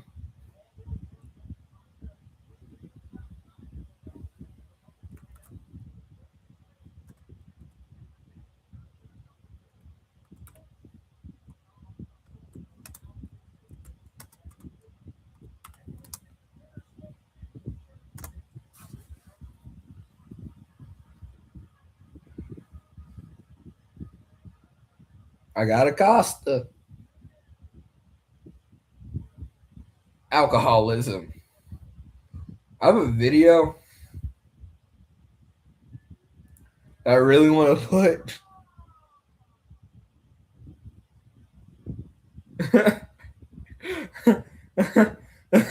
I might do it. I have an idea how to do it, but I don't want to get sued. It's a funny video,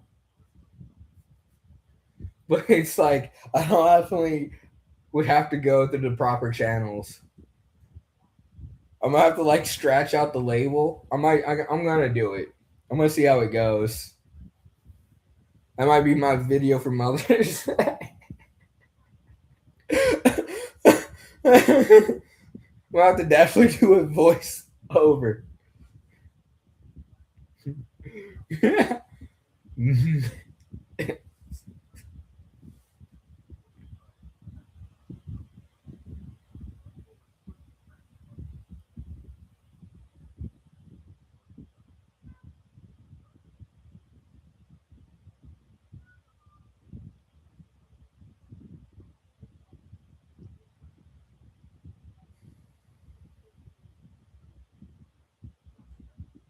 Nuggets. Why can't KFC get so high? I'll be real. I'm a Popeyes nigga anyway, but we don't got them in West Virginia. And like the second we get a Popeyes, you know this shit is really going downhill. Second they set up a Popeyes near you, you know you in the projects. Gun violence splits the spice on Popeye's chicken. Shout out Popeye's chicken. The three places you cannot be a bitch at. All right, the two places you can be a bitch at for sure is Waffle House and Popeye's chicken. My first time eating crab legs was at Waffle House. My aunt Annette, I can say her name. She don't give a shit. Maybe I get sued. I don't know. For all that money I don't got. But my aunt, like I'll never forget it. We were at Waffle House. I was 4. She ain't gonna see this shit. But like I'll never forget. We were 4. I was 4, not we, but I was 4. We were at Waffle House. I just see her pull out. I thought crab legs was on the menu at Waffle House till I was like 10. I just see her like pull out a bag and she had crab legs. And I was just like, I have some. She's like, oh, but sweetie, you gotta ask your mother. She had butter too. That was the first time I had crab legs. Was at Waffle House. It was the most ghetto shit ever.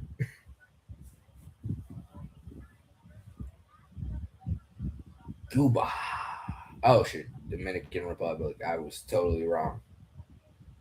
Dominican Republic. DR. I think I really just wanted to say how the fuck. That reminds me when I was at like Super 32 and we were watching this kid from like South Florida wrestle and he was dirty. He was a Spanish kid. That sounded fucked up, but no, I meant like he was actually like wrestling pretty dirty in his match. And is it connected to anything? Nope. It's fully. I'm about to retie this. All right, which is cool because it was messing up anyway. But he was a super dirty wrestler, honestly. But me and my friend, we were like, he had like the flag. He was wrestling in the flag, and we just kept going like, oh, that Puerto Rican kid is super fucking dirty. That man, that Cuban kid is doing everything he can to possibly win this fucking match, bro. Dude, that Dominican, and we were like, bro, I think we have to stop. To this day, we don't know what he was. I wrestled a kid whose dad was like on the world, on the Cuban world team. I have that video somewhere. He actually, like, the kid who was on the like state championship football team in Virginia. He was a first year wrestler. He was decent. He had tore his ACL, but he was like a first year wrestler, and that was kind of cool. It was like, yeah, I beat the shit out of a first year wrestler, but his dad was on the Cuban national team.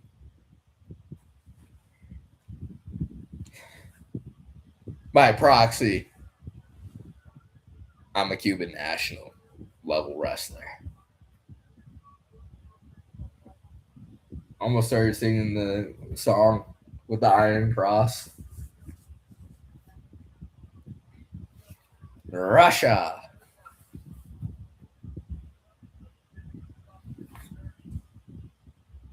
Honestly, real talk, Eastern Europeans are some of the coolest people I've ever met. I love hanging out with Eastern Europeans. They don't bitch. They're funny. They never tell you you have an alcoholic problem, a drinking problem. Actually, I'm lying. The first, I'll never forget, it was a doctor. I was at a house party, like my friend's house party, Memorial Weekend. And you never been drunk till you've been Latin American drunk. He was a Brazilian kid, and his entire like Brazilian family was there. His sister was married to my eye doctor, and I'll never forget. And he's Russian, and I also learned like Portuguese and Russian sounds like very similar when they speak English because they both have like a double up to them. But I remember, bro, I remember him just telling me he's like, "You have got to stop drinking," and I was like, "Bro, we're house party with Brazilians. You're Russian. Please don't tell me to stop drinking. I'm gonna feel like a piece of shit." He was like, "You are a good guy. You got to stop." It's like, all right, you are a medical professional. I shall stop. Only because of that accent. If you're telling me to stop with that accent, I need to stop. That was a fun 3 day. That was a fun week.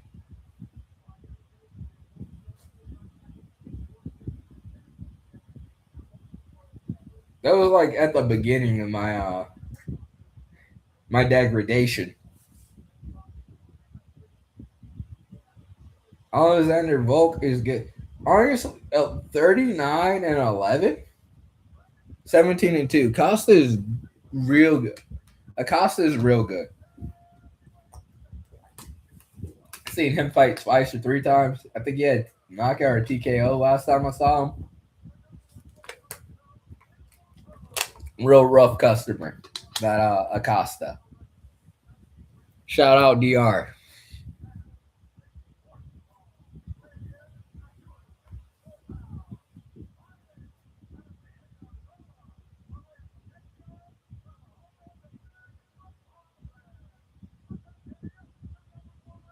I don't know who's in his corner, but that is a lovely black tracksuit and gold chain combination. I respect it.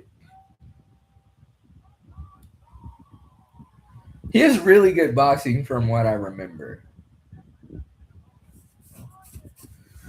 Let me get up.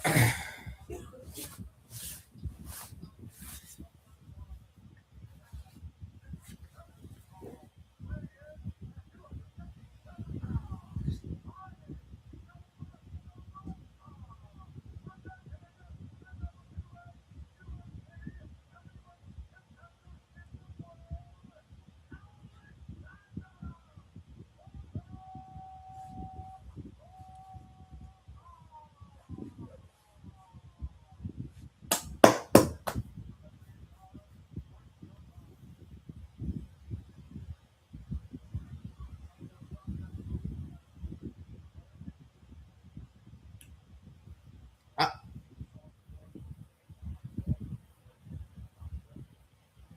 what do you do after like? I wonder like what do you do after being a ring girl? I'm not trying to be immediately right on, but like after you retire, like what's retirement like for them? I wonder.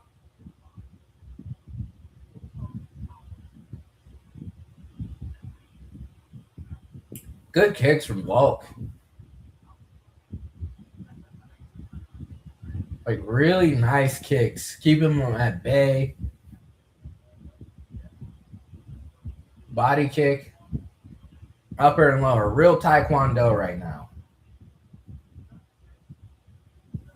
Jab, low kick, body kick. Costa throws a jab. walking him down. You know you got good boxing. He's Spanish. Bobby.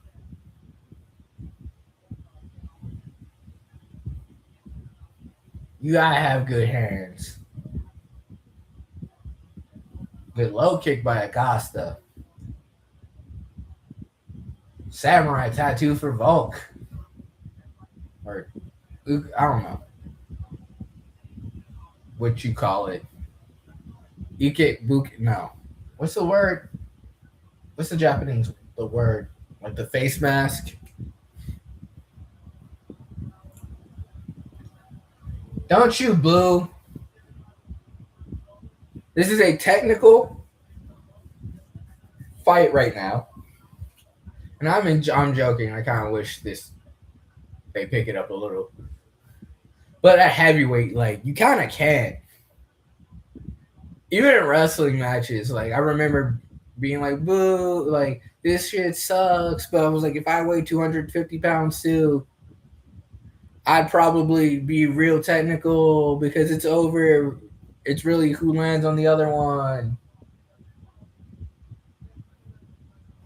Please pin yourself. I want to go home. I've been at this tournament all gosh darn day. Ooh, gets him up against the cage, starts swinging. Lands three, lands a few. Acosta does, backs him up against the cage.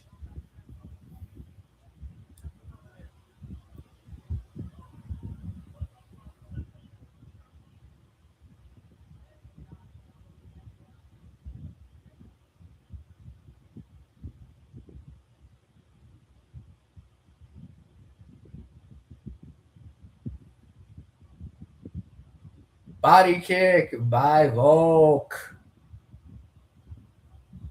I'm not mad at it. Like seriously, when you're fighting at heavyweight, you can't be wild and reckless, even though most people are. Also, how is Volk still number 2 in the world? Outside of the fact that like the UFC is just hurting for heavyweights, which means every other. What does Brave FC have all the fucking heavyweights? One FC, everybody else like, bro, all the good heavyweights are elsewhere. Because we all know the best heavyweights fighting for Netflix. PFL got to be pissed. I would be like, what do you mean? So you can't even show up to an event. You don't even have to compete and get punched in the face. Just show up, my nigga. You asked for this. I'd be mad as fuck if I was an African fighter. It's like, Francis, you gotta show up for us, my brother. I get it. You going through some things, but show up like one time for like, nigga. 1, 2. It is a selfish move. Like I know. Oh, that was a good pull by Acosta. Good catch. I like the pressure Costa's putting on him. This is this is a hard one to score. I would not like to be a judge on this because like Volk was definitely busier in the beginning, but Costa for sure is landing more devastating shots. Not devastating, but like more like the shots that count more. But Volk has been busy throughout. Ooh, I would honestly Costa's kind of edging him. I would probably give it to Costa as of right now. But like Volk was definitely had the volume in the beginning. I will say Costa's setting the pace pretty well. And only thing Volk's really done though is like leg kicks, which do add up, but they're damaging. And like clearly the amount of fights. Sean O'Malley's first loss came from a calf kick from the what do you call that nerve? The nerve right here. Where everybody's like, oh, you fucked up his knee. But it was like he just got kicked in. I can't even think of it. Hold on a second. I'm gonna Google it. It's driving me insane. What is happening with my memory? I think it's always been like this. Or the shots are finally caught up to me. Who knows? One day, maybe I'll be as successful as Brendan Schaub, and I too can have people hate on me on the internet and also make fun of my CTE, which is kind of fucked up. Brendan Schaub deserves some of the hate he gets, but not all of it. And like a lot of those YouTube channels are like, you do realize your entire career on YouTube, I don't know what you do outside of this, it's just shitting on Brendan Schaub. Like, what are you going to do if he ever just goes away? Or if he just becomes like a regular good guy? And also, it's funny how like they got mad about being called the homeless cats, but like you guys are kind of homeless cats. Night, love you too. I'm a homeless cat. I'm joking. Nah, I fucking pay rent. Uh, that's real life. But you're just like, bro, you are like, oh, goes for a takedown Volk. Ooh, that was a fast rattle off, almost like Wing Chun S there. Acosta. That's not what I was looking up. What's the nerve behind your calf? The tibia nerve or cerebral nerve. That nerve. Like this right here. If you kick it, it goes numb. All you gotta do is just, and you feel it. Imagine getting kicked there. Good tee by Volk. I'm gonna go back to paying attention to this fight.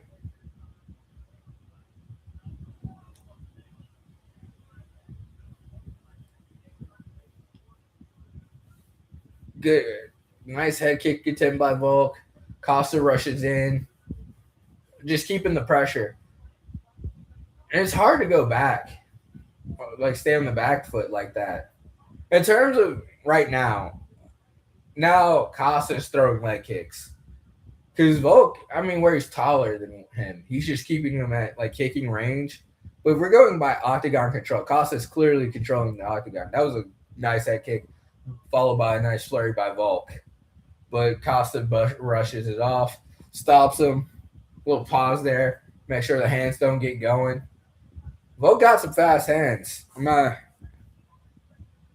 These ain't slow hands. You can almost forget these two are at heavyweight how fast their hands are. It was Derek Lewis who knocked him out. Derek Lewis' career has to be studied. Listen, Derek Lewis is the reason why journeyman should never be a disrespected term. I hate when people disrespect the term, just like, oh, he's just a journey. Ooh, that was a good hook. Like, he's just a journeyman. Like, do you know what the fuck you have to do to be a journeyman out here? The amount of pain and ability to make a decent living, to do what you love. Not to go Ari Spears. Ooh, Volk just rocked Acosta. But Acosta's pulling it in. You might have some tricks here. Up against the cage. Volk lands a shot. We got to fight now. Anything can end it. Punches him. Faces a little red.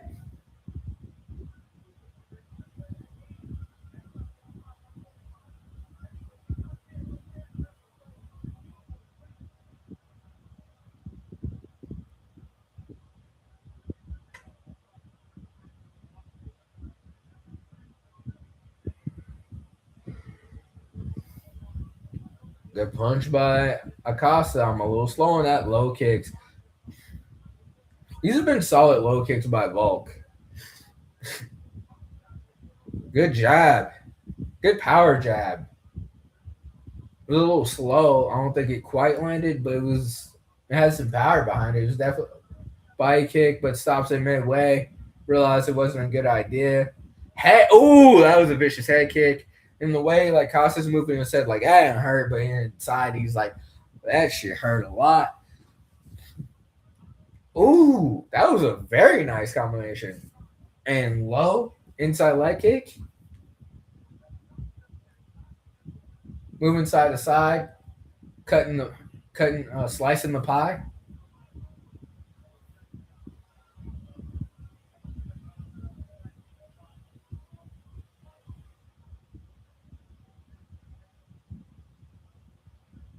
Good flurries by Acosta. Power jab by Volk. And here I was talking shit about why he's number 2.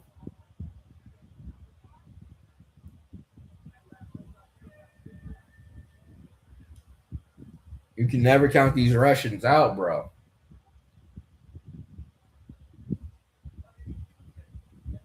In terms of like combat prowess, the Russians are right up there with the Japanese.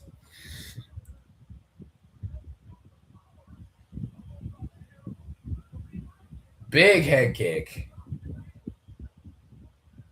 by a jab that didn't quite land.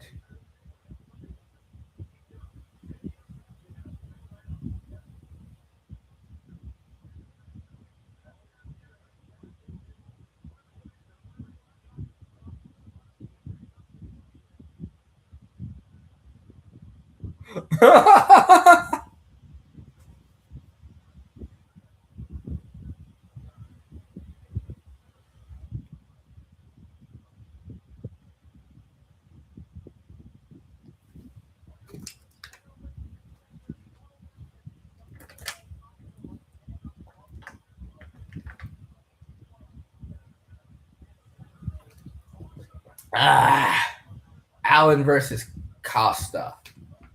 Costa?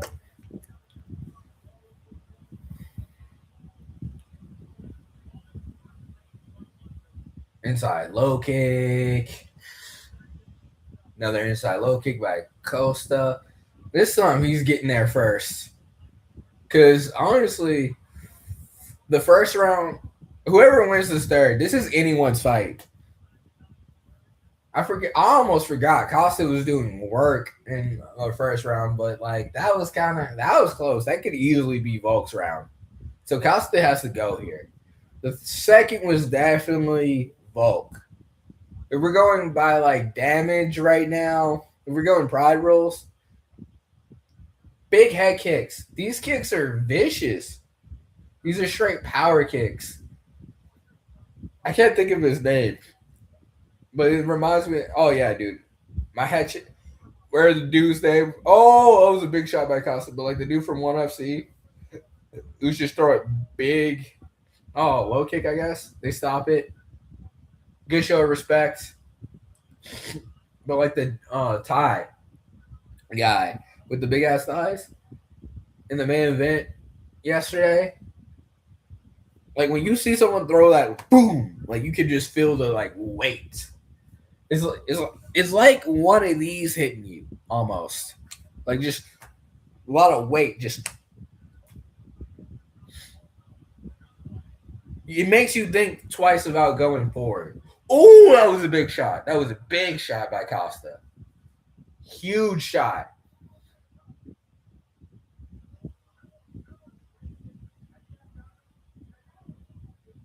Teep by Volk.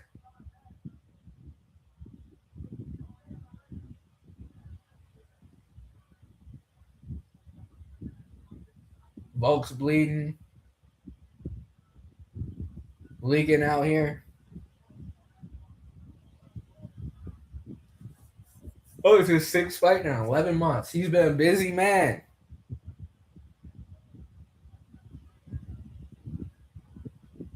Y'all love to work and work to love. Ain't much to life but work, honestly. I've kind of good shot. I've kind of come to a conclusion, honestly, in life that big power jab that hurt him.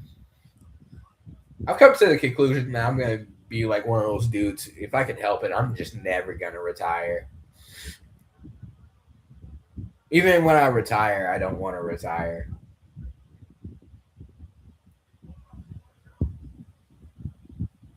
Big shots.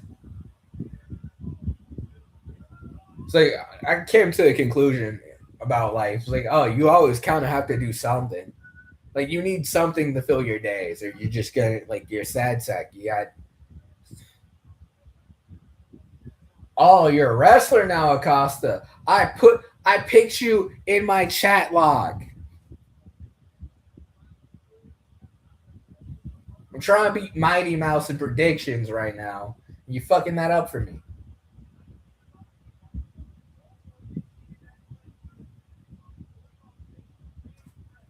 Who's next after him?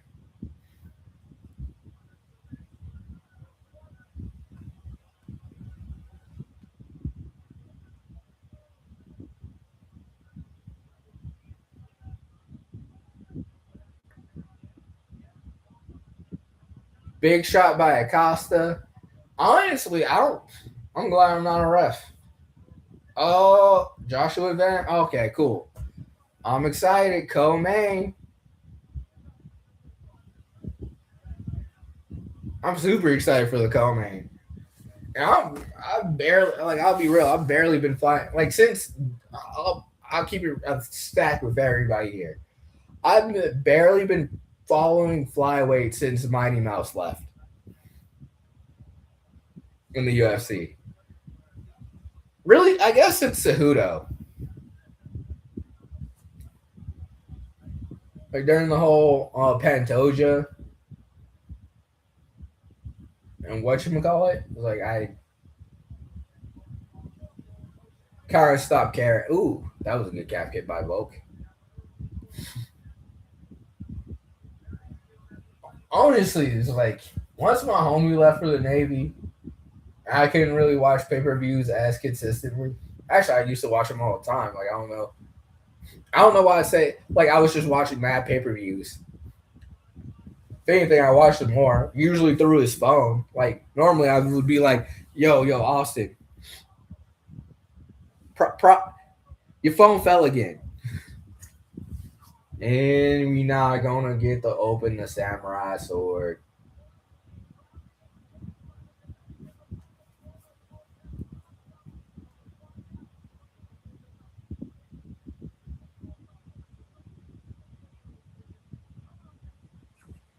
Ugh.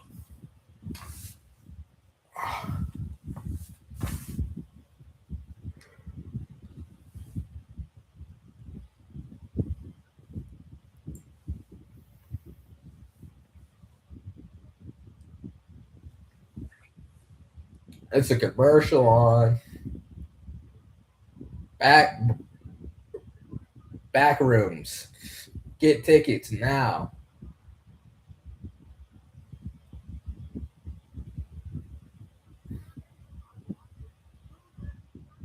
Hey, are you locked in? Are you locked in with DraftKings? I'm not promoting them on here, but are you locked in? Don't gamble. It won't go good for you. It is a sickness. It's an affliction for sure.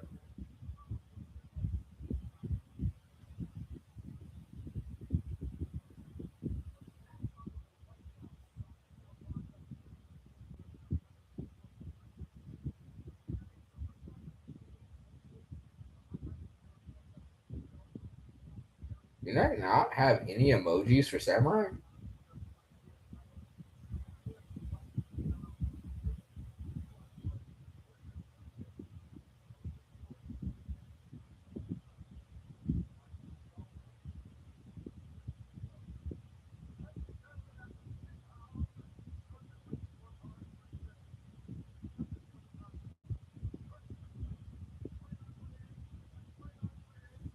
Winner.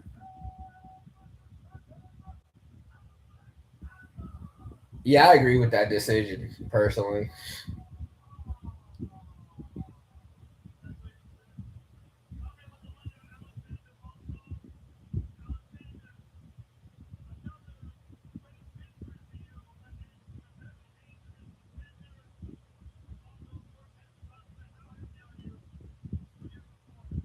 You just have to like emote some bullshit. Not really. If I can find the scales of justice again.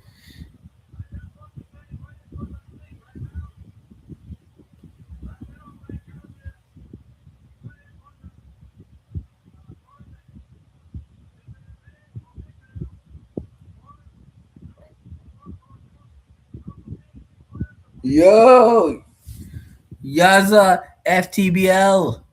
How you doing? You watching the fights tonight?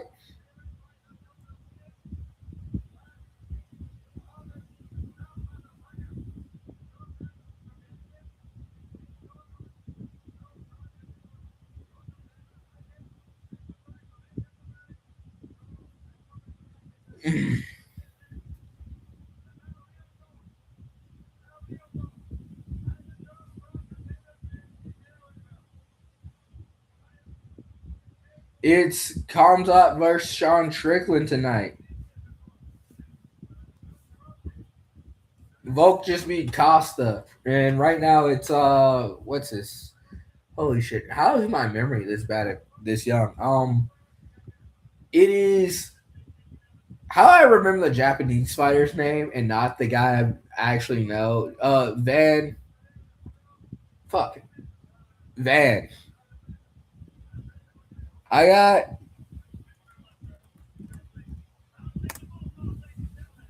oh, excuse me.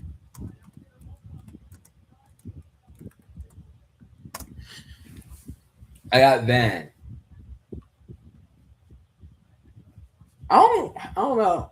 I don't think my memory's bad. I think I just have like a lot of shit on my mind. It's weird. Like I'll have like someone's face in my head, and I'll have like a totally different name. Or I'll like sometimes I'll be going to say something, and I'll like think of like the thing, bro. I wish this is the most sober I've been in a long time. Sadly, not that I like drink a lot or get fucked up. Uh, the latter for sure. The latter is me. It's more ADHD. I think it's really been acting up since I stopped smoking weed.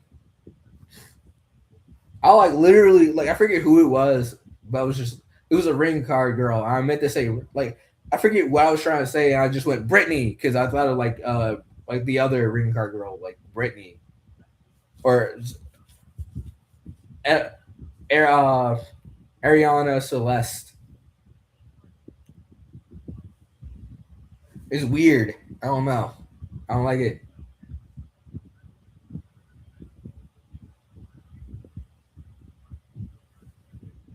Actually, that's a good question. Technically, since high school, sophomore year, like this is technically my second. This is my second channel ever. I actually started posting like wrestling clips back in the day in my high school matches. You can still find that channel, but this channel has been around since 2022, and I've just really been like taking this serious the past year. I was posting off and on, but like since 2022, I've really been doing this, or 2023. But like, I wasn't really like doing shit with it all the time. But the past year, I've really been going hard because I had this. Honestly, shout out. I'm not gonna say her name on here, but like, oh shit, let me move my PS4 before your shit cuts off. But like, I was telling my like doctor about it.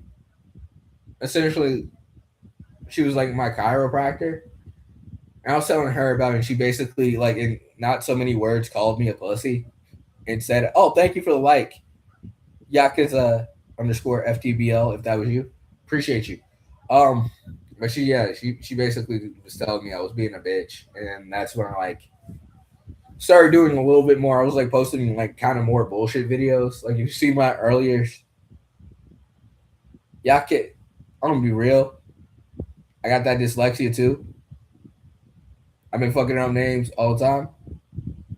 Yaku, Yaza, Yakuza. Tell me if I'm right.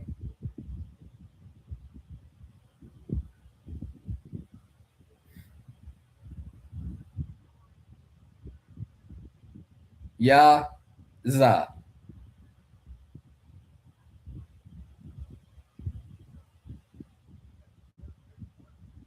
that right? I'm assuming that's right. Yeah, yeah.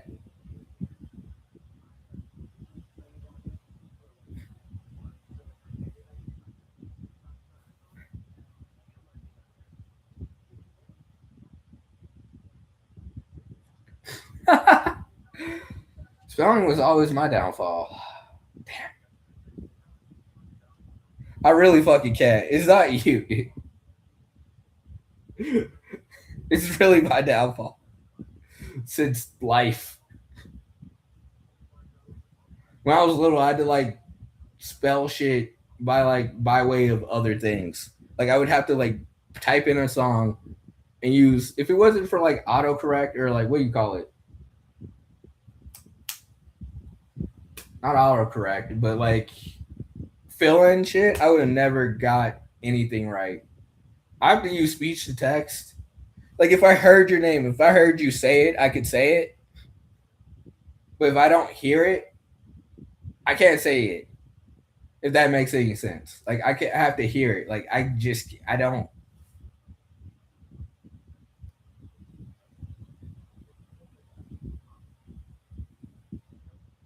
Yahtzee. I'm fucking with you that time. See you. Appreciate you.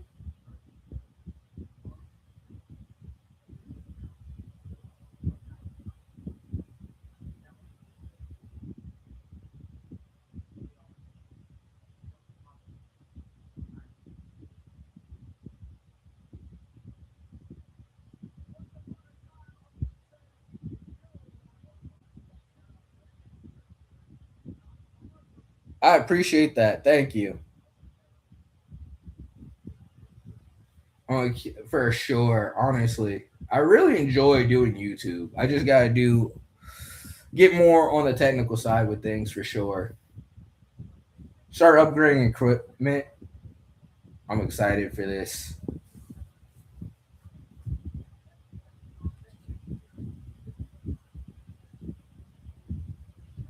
I remember like using that Yahoo music bullshit.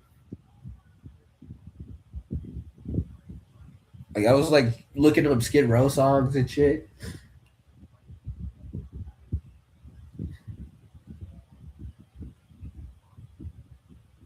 This is just weird, like learning how to like. You know what's crazy? Even though I could never like really spell, I was always super good at English. At one point, math, and like there was kind of a trade off where I got way better at English than I was math, and I just lost it because I used to be really good at math, and I couldn't. Like I completely lost that ability. It's coming back. Oh, boxing, dude! I'm so glad that like boxing is coming back in a big way.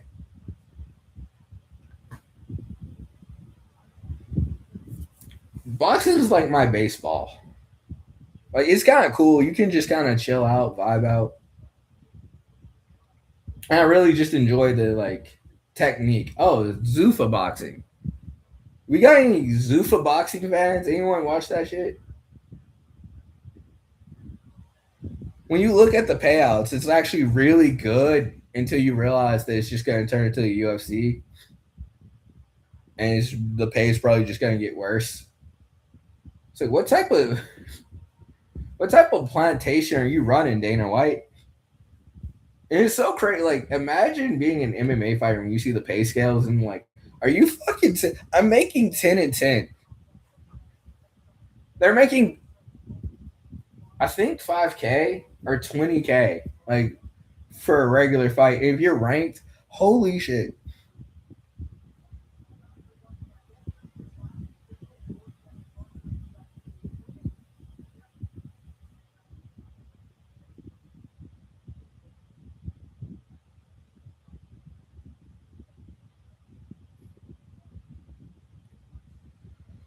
All right, I'm gonna go blow my nose real quick. I'll be right back.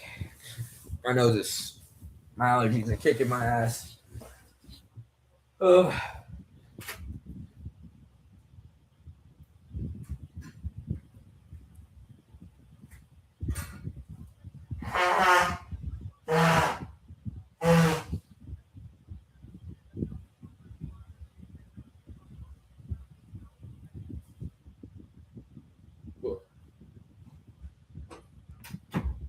Ugh. And we're back.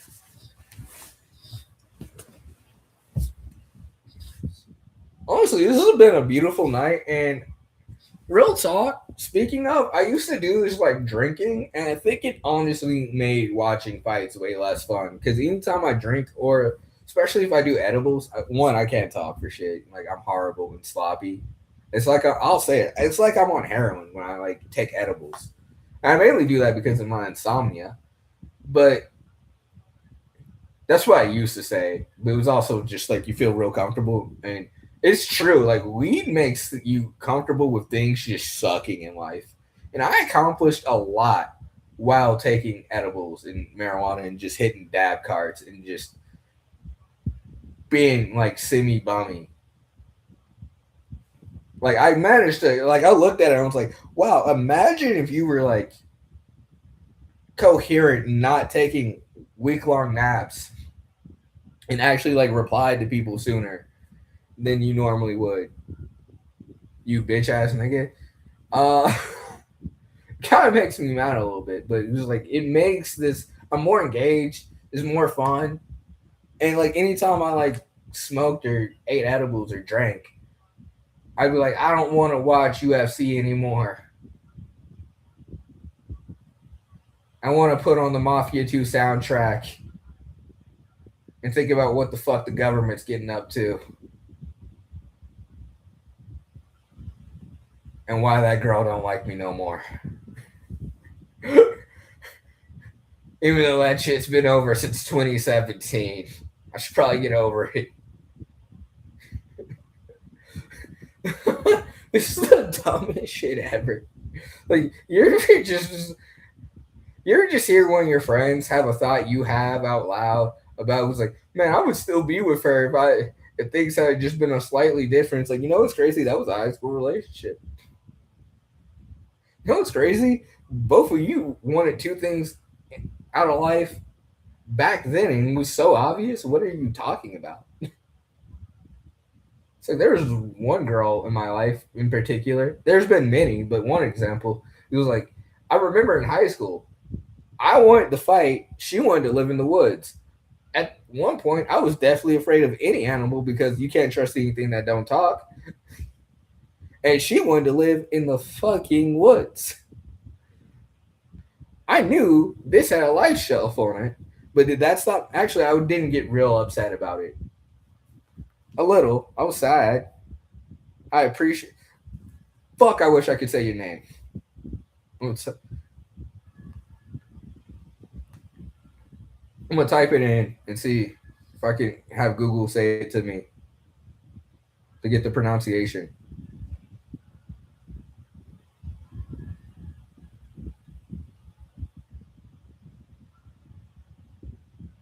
Bro, you Japanese? I mean, you're gone now. I should have asked when you were on here.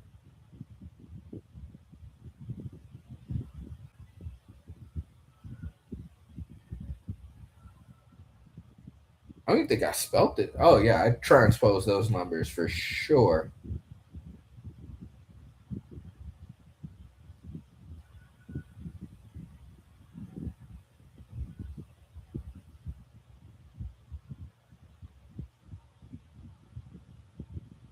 He's walking up, the Japanese fighter. I would say his name, but I would fuck it up. Even though I've heard it. Toru. I think I'm being racist right now. That is definitely not his fucking name. I just said a random T Japanese name.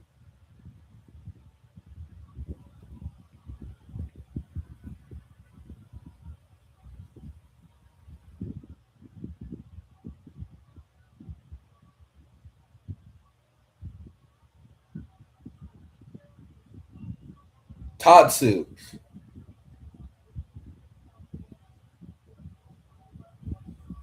Google speak.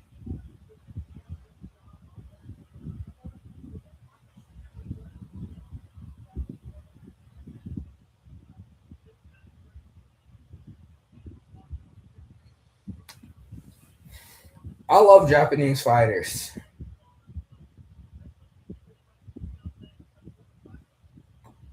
In terms of like countries I love to just see fight, like if I had to see a flag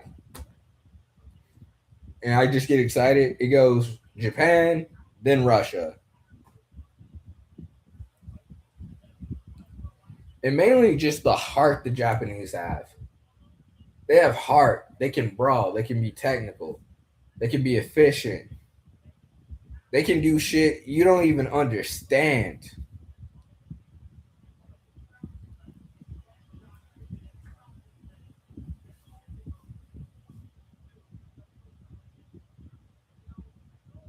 Same with Russians.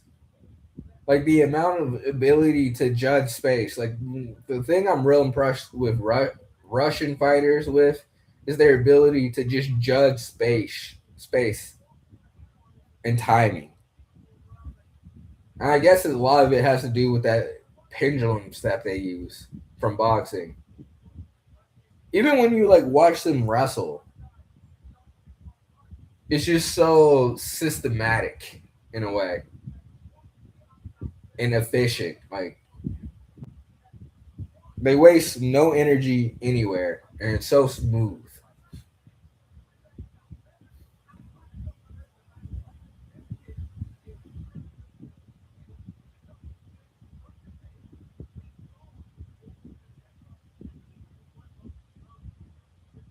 Thank you for the fourth like. I appreciate you. You know what? Every time, because I need to justify this purchase. Finishes a fighter who wins open samurai sword. This sword pull for you. Fuck for you. I don't. I don't know. I guess I don't have to hold it at the camera. Honestly, up until recently, I never really used cameras except for my phone. It's always been like awkward. I've never been. I don't know. I've definitely never been someone who like wanted to do this aspect of entertainment. Like I liked competing in wrestling, but I don't know. I've never been someone interested in fame. I've been someone interested in money, never really fame.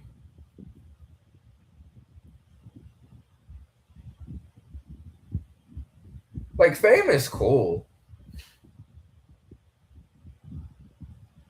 and but you can only do so much shit with it, and it's not really weird, like real. It's an interesting concept. It's a weird concept because when you really think about it, it's like, why do people give a fuck? More or less, I am just like you. It is weird too, like especially like the unraveling of celebrity, especially in the US. Like Hollywood's like that's not really the same thing it was.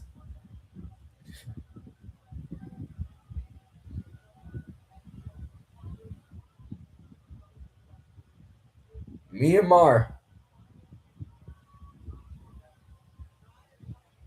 Myanmar.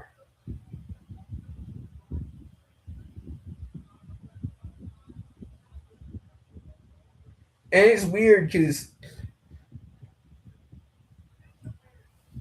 you always like I don't know, it was always like, oh dude, like I remember seeing Arnold Schwarzenegger when we went to the Arnold Schwarzenegger Classic in Columbus, Ohio, like during COVID. Me and my friend, my best friend,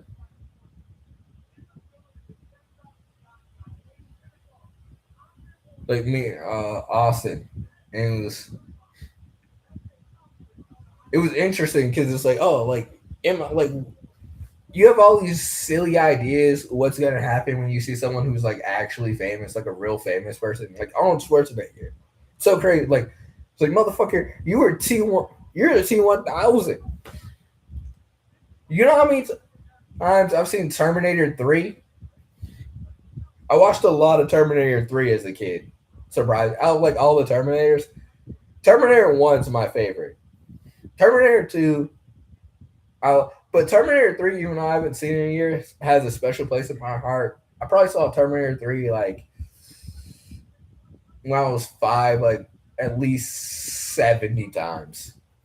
That and Stuart Little at my dad's house. I would just watch Terminator 3, Fast and the Furious 1, or was it 2? It was either 1 or 2 he had for me.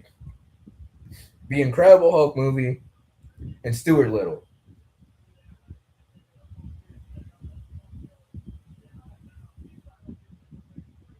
But it's like honestly, when you see someone really famous and you're like, I don't know what I thought was gonna happen. Like I don't know if I thought it was gonna explode. What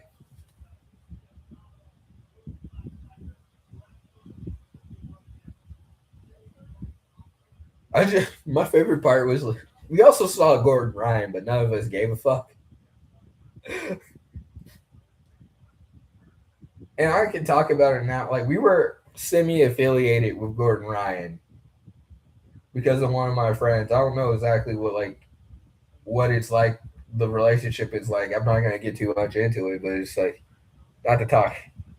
I'm talking shit. I've never been a Gordon Ryan fan.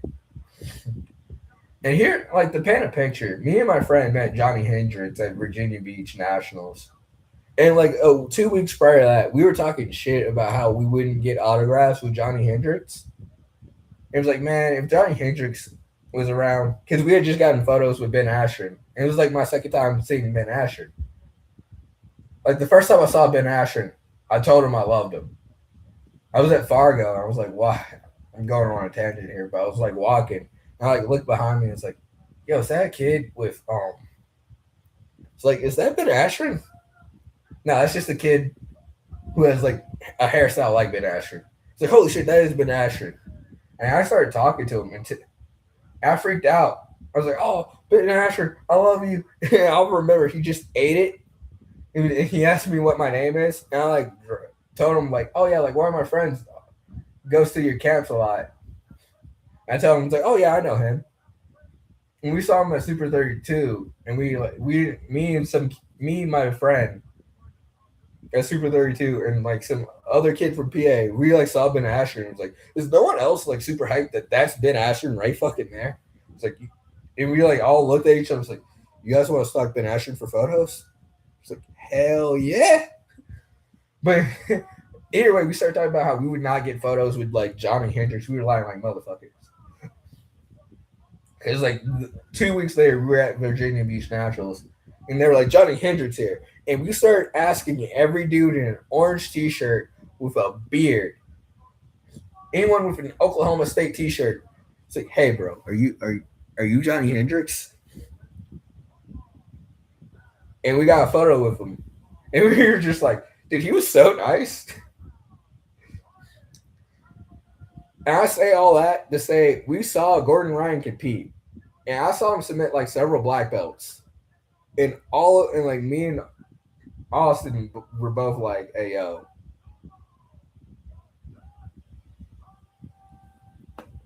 Actually, we just never brought up even the idea to get a fucking photo with Gordon Ryan because it was just like I think I just found out about him, so I didn't really care. And Austin wasn't a fan to begin with. And over the years, I'm a Craig Jones fan.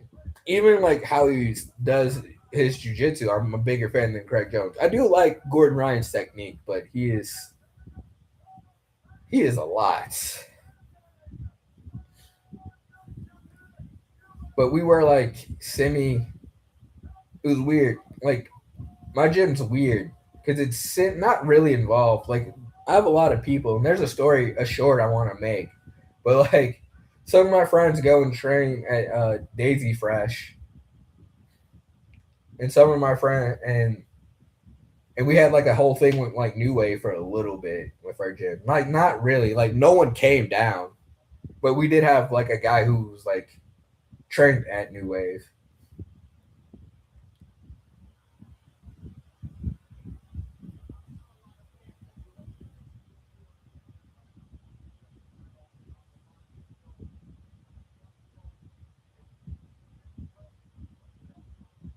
Fight's almost ready.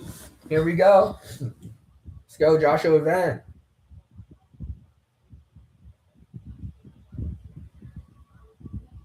Only the reason I don't feel so bad when I fuck up names, I once went on a date with a girl.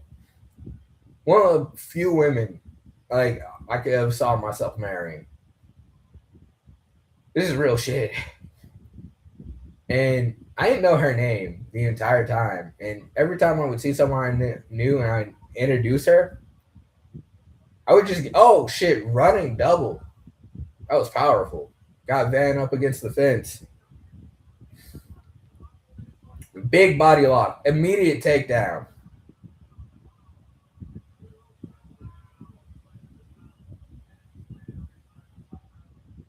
by Tyro.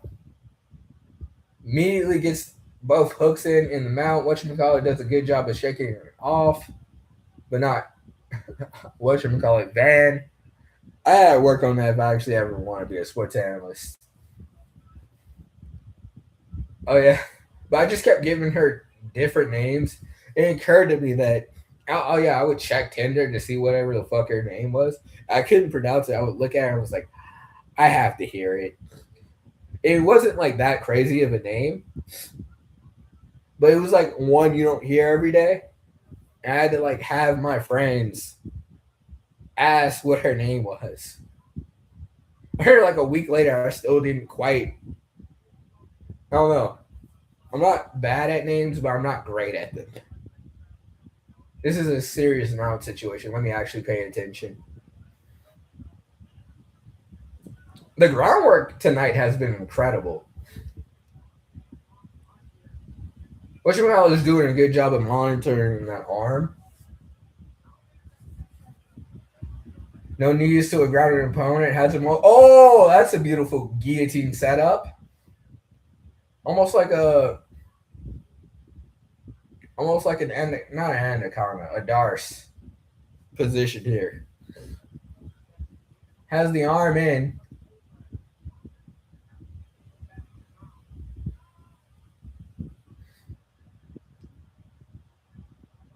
Good jab. Almost like a fencer. I like how he's moving side to side. But Van's doing some work with the hands. Good jab by Toro. Tora. Fuck. I actually did hear his name a couple times. We're gonna pretend like we're saying it right. I'm gonna just pronounce it wrong with confidence.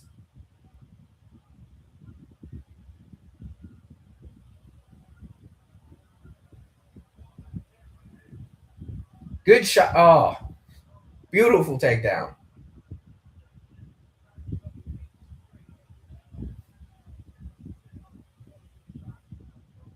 Dagestani handcuffs, got him around the ankles.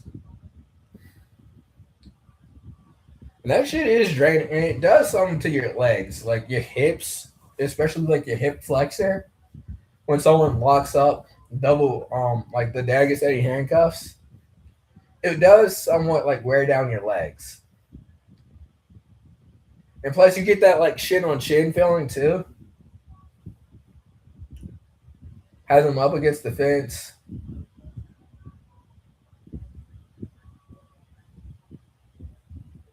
Reminds me of a lot of Japanese MMA fighters of old. Sakuraba, like this position right now and how he's controlling. Reminds me of Sakuraba. Um, what's his name? Rumi Asato.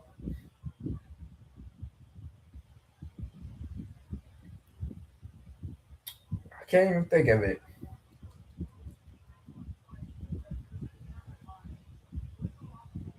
Fun Pride. Huh. Fuck. Is this how it happens? Oh, right into mount almost. Oh, right in the mount. Right in the mount.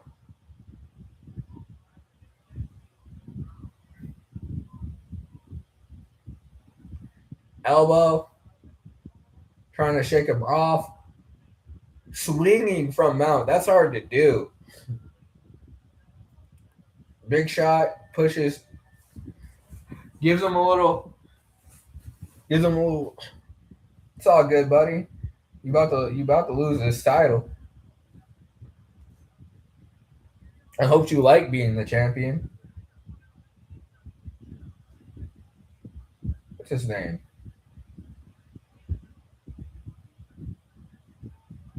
It's killing me.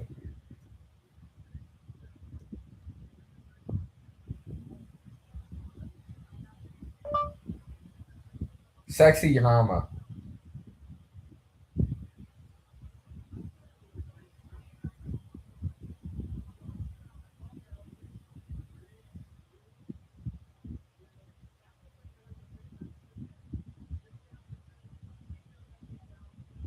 Just pulled up Yu-Gi-Oh.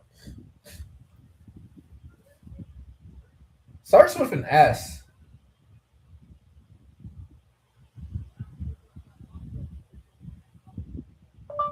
Top 10 Japanese fighters.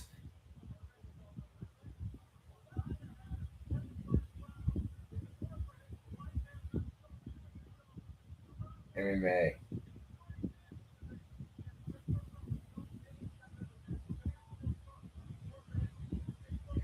You know what's funny? They pulled up Shinya Aoki.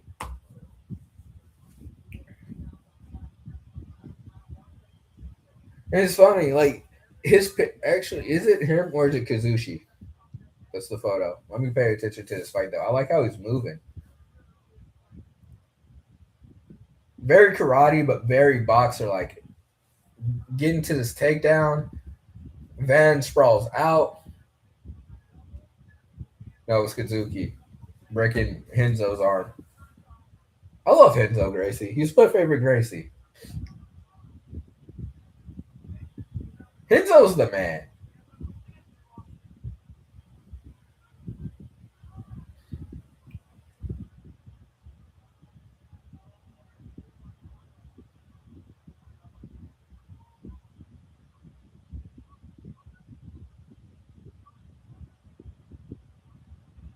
Big D.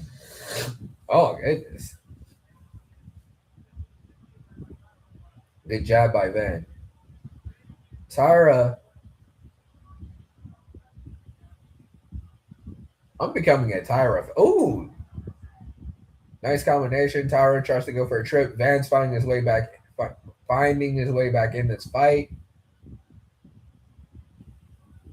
Sometimes you can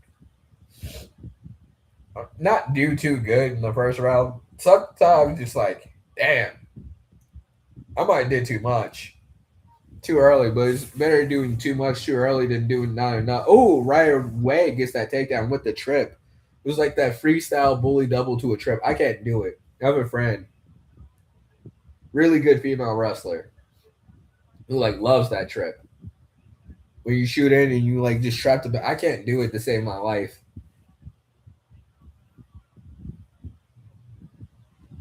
But she's like she is a beautiful, beautiful one of those. Dagestani handcuffs. Trying to control his shoulders to break down his posture. Face to face on the ground, butterfly guard.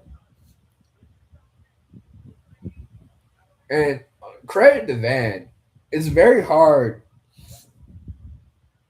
when you're on the bottom and someone's like good at doing control to stay active. And I imagine I've done MMA with punches once in a practice and it sucks.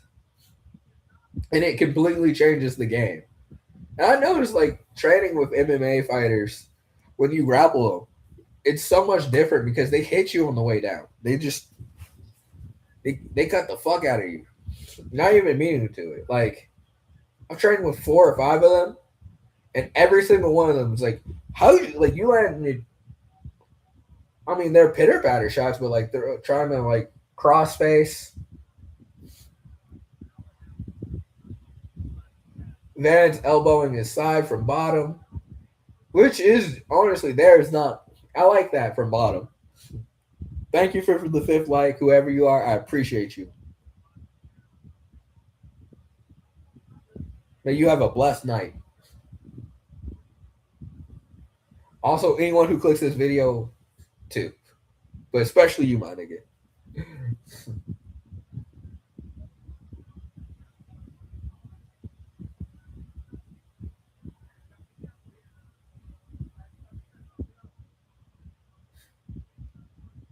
Ooh, nice. That's Darce. That's someone switched the camera and we're missing the fight. What the fuck are you doing? I'm paying $11.99. Oh, oh, oh! Van's back in this. Oh, he might end this here. Tyra is Japanese, so you know he ain't taking that shit lying down. Literally, immediately starts setting up rubber guard. That was a big shot. Van just landed. Good up kick. That was a huge, huge shot. I thought it was over. Oh, he's walking funny.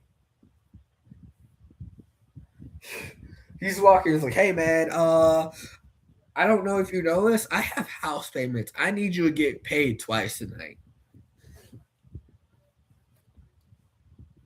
Let's not make it just 25. We need 25 and 25. Believe in yourself.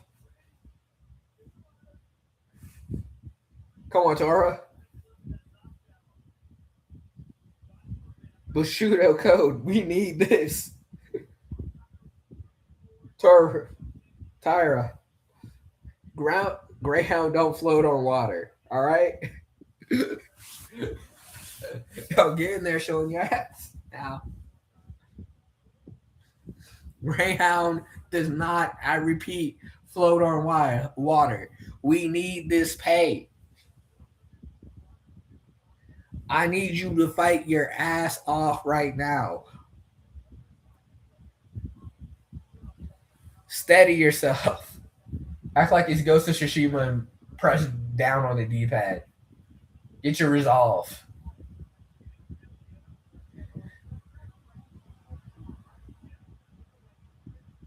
We are in the Mongol invasion right now.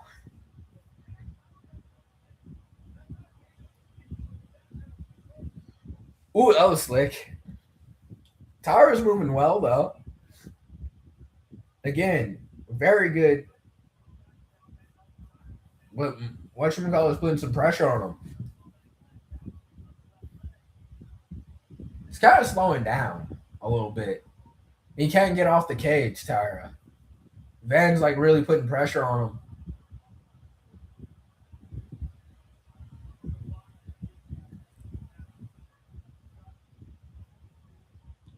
Van got good boxing. Tara's really extended on that shot. Like when you reach out like this, is when you start Supermaning, head down, never gets. Ooh, right to the body. Ooh, big shots, big shots. Good jab by Tyra. Good job. Good jab by Van.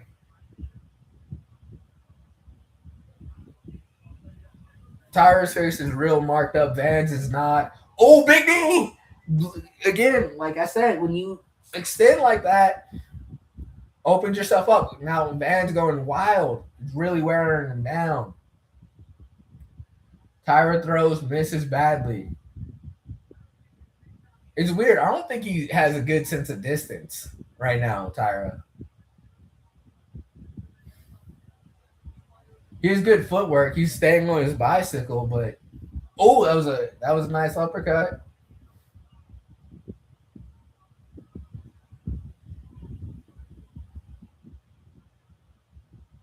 Good jab, good jab. Oh, it's over. Rain down ground and pound. Tyra's trying to throw up kicks, but he's trying to find his way back up. But honestly, I don't see it happening. He's bleeding a lot. This is over. Big shots by Van.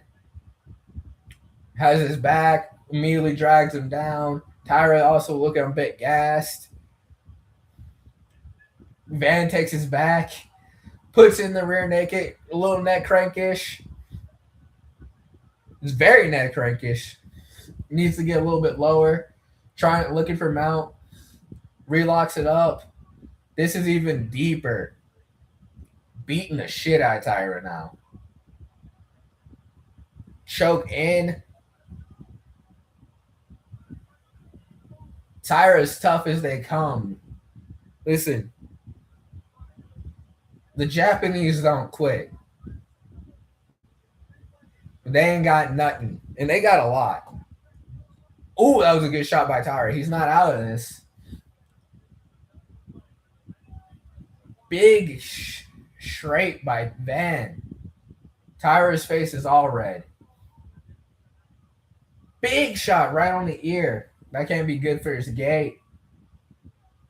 But he's still on his foot. He's moving correctly though.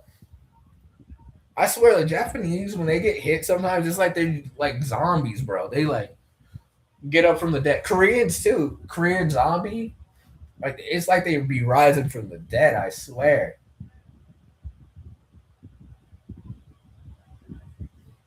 The spirit of both these guys right now. Whew. 1-2. The second one missed. Tyra shoots a takedown, gets him up against the cage, trying to get a big lift. You gotta be conditioned to do this. You cannot have like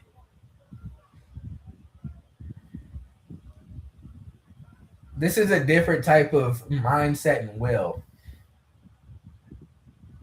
When it comes to like getting punched and grappling while getting punched, like a real fight, it's a different type of mindset, grappling, heart, everything. Tyra gets a takedown, back and forth.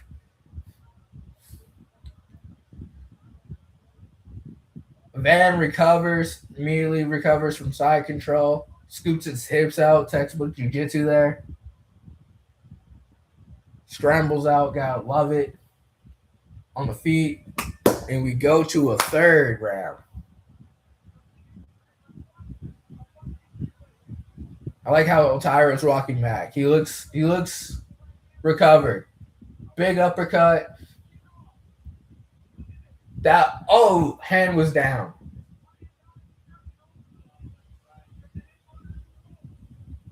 Oh,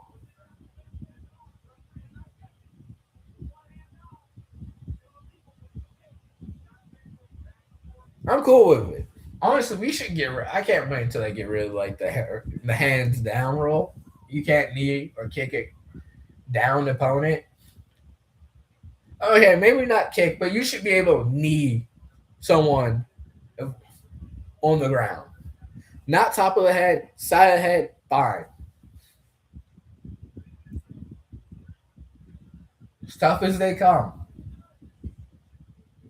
Tyra is as tough as they come. So's Van.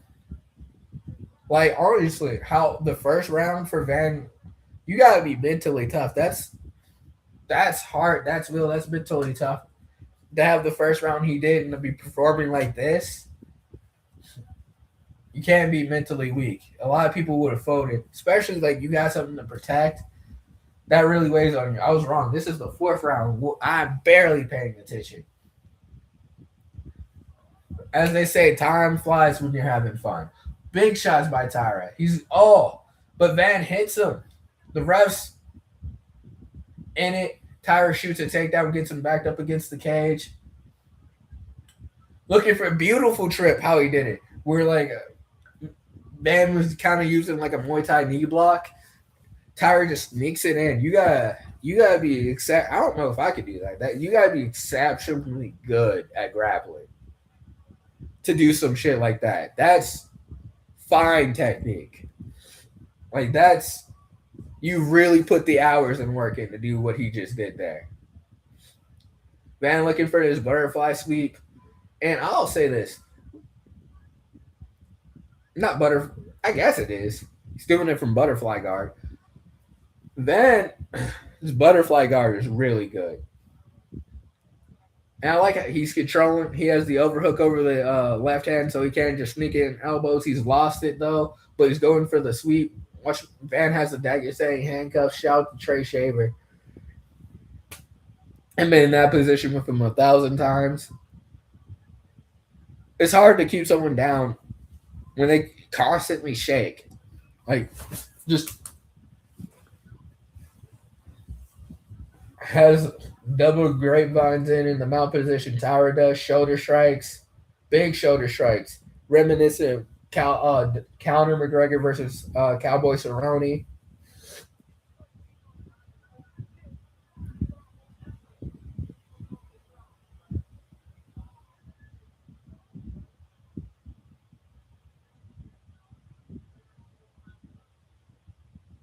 Looking for Americana, setting it up from the other side of the head, almost like you would if you were setting up a lasso choke. I think that's a lasso choke or a collar choke in McGee.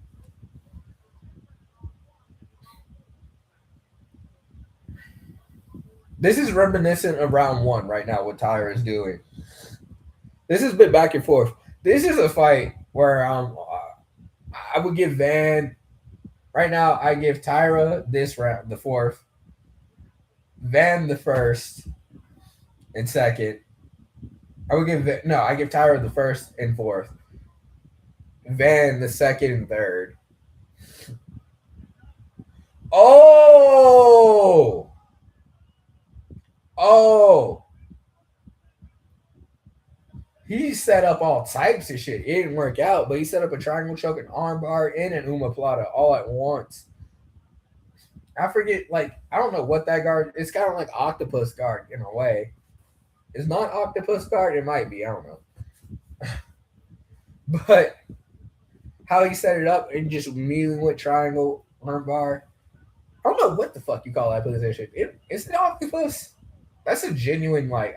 I genuinely am like confused by that position. All I know was beautiful how he set that up. Great head kick by Tyra. Van has to be careful here.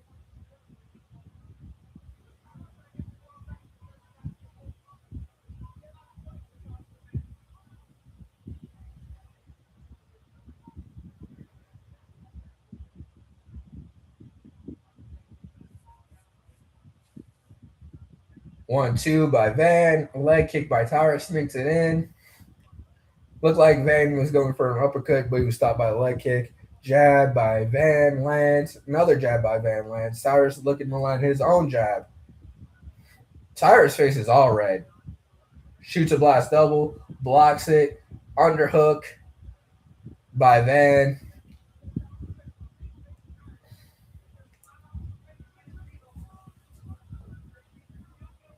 Van's got to look the crossface here. Try crossface and turn him against the cage, but it's easier said than done.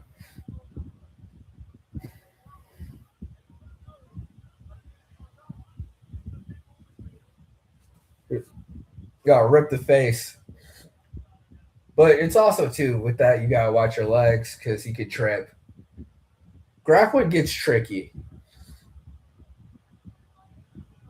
Jab by Van, jab, straight, jab.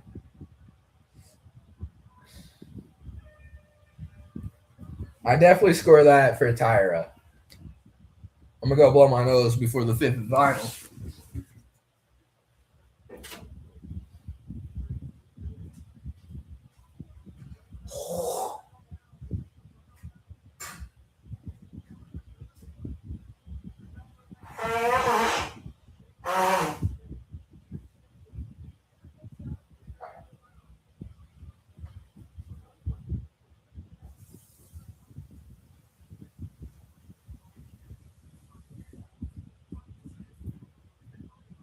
All right. Oh. And we're back.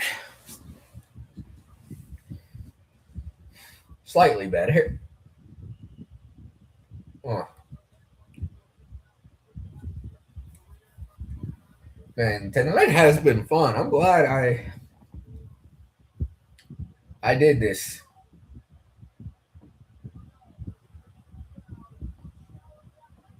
These are fun trains. And plus, you learn so much technique, too.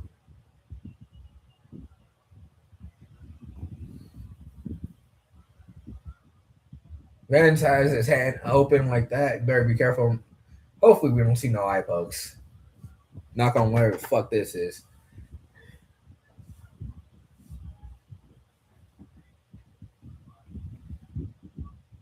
Van's looking for that shot, lowering his level, jabbing. Leg kick. You know what? He actually reminds me of the Japanese dude from Fight for New York. Like shot like just good enough at striking to piss you off, but better at grappling to constantly be a threat. Good jab. This is a truly competitive title fight. This on right now might be one like the best fight I've watched this year. Jab, uppercut to the body, teep to the body, Van. Oh, Van's rocked it. Oh, Van stopped him. Ah,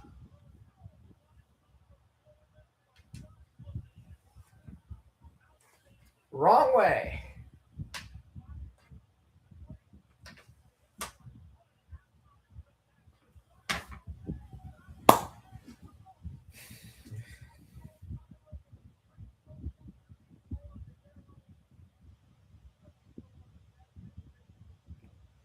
That was an amazing fight.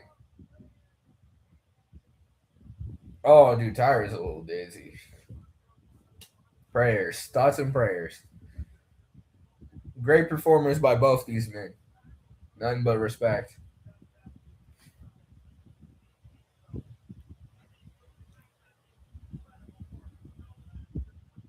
He's definitely one of those fighters you gotta protect from himself.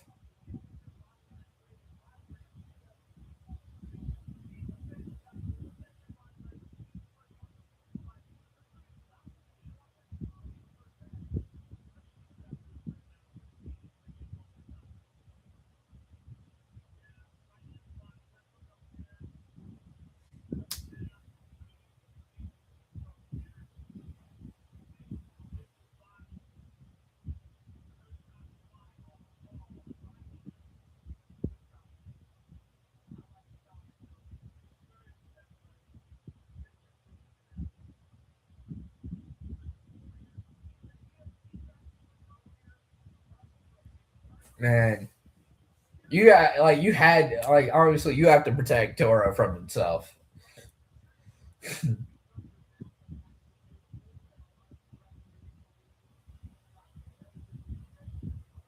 Like no, always that was a good stoppage.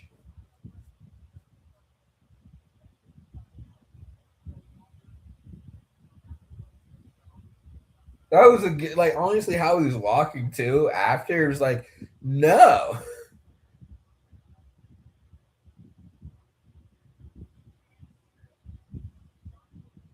Plus it's like imagine if someone dies in there. It'd be on your conscience. That was a good stoppage. I don't care what anybody says. That was a good stoppage.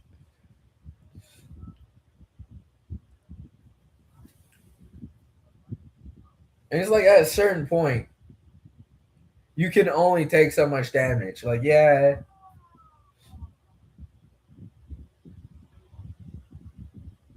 Van looks almost upset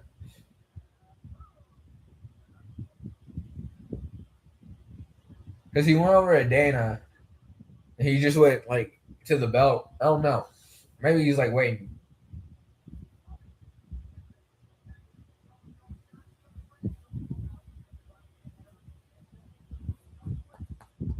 That was an incredible co-main event.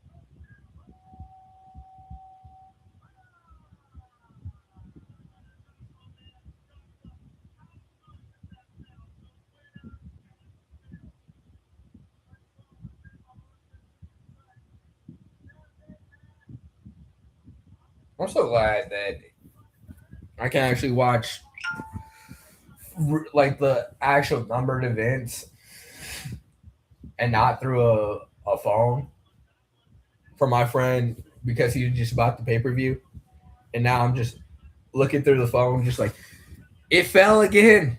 Hurry!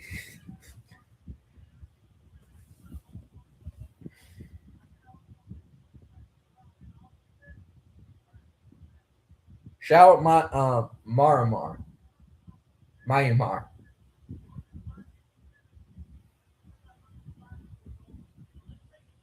Shout out man. Second. Oh.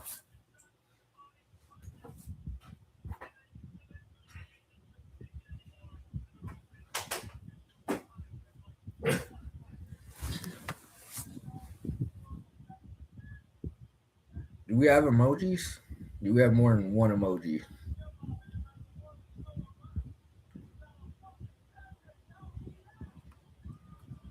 Looks like it. Here.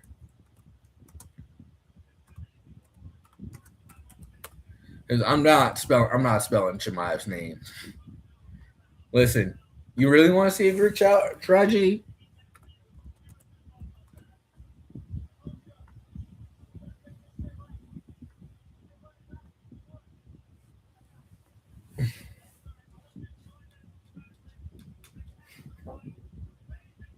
To answer the first person who messaged in the group chat, yes. Yes, I do.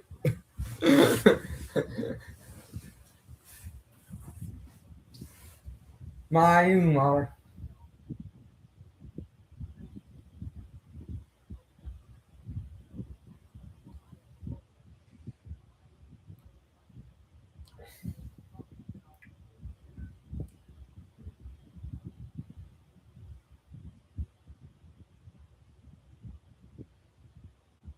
Oh, that was a great fight.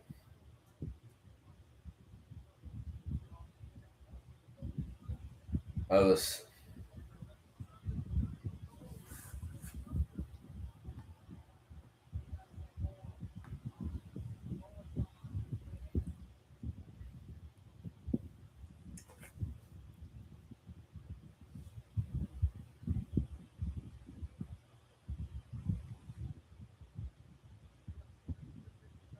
okay. Freedom 250. I was wondering what that was.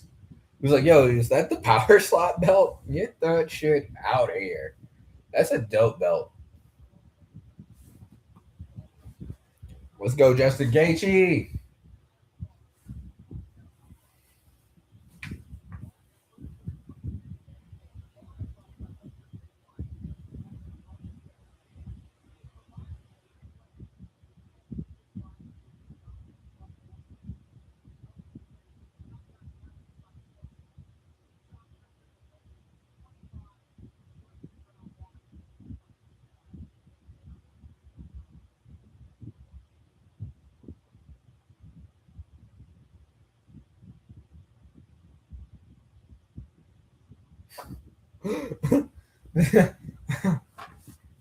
You know, I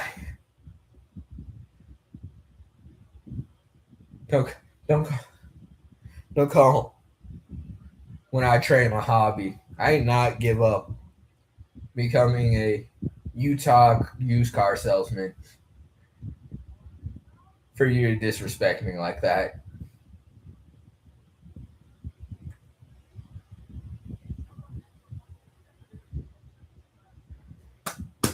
I think this is the first time I've seen Chimaev fight live.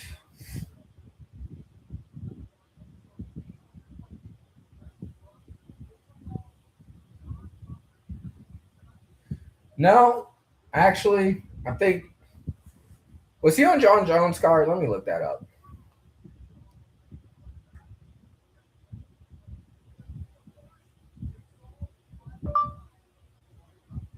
Robert Whitaker versus.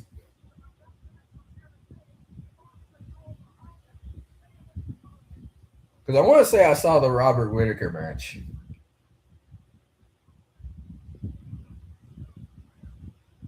Nope, nope. I'm bullshitting. I'm wine like a mug. Yeah, no, yeah. This is the first time I get to see Chimaev fight live. I've only ever I've considering like John Jones was my favorite fighter. I've seen John Jones fight live one time,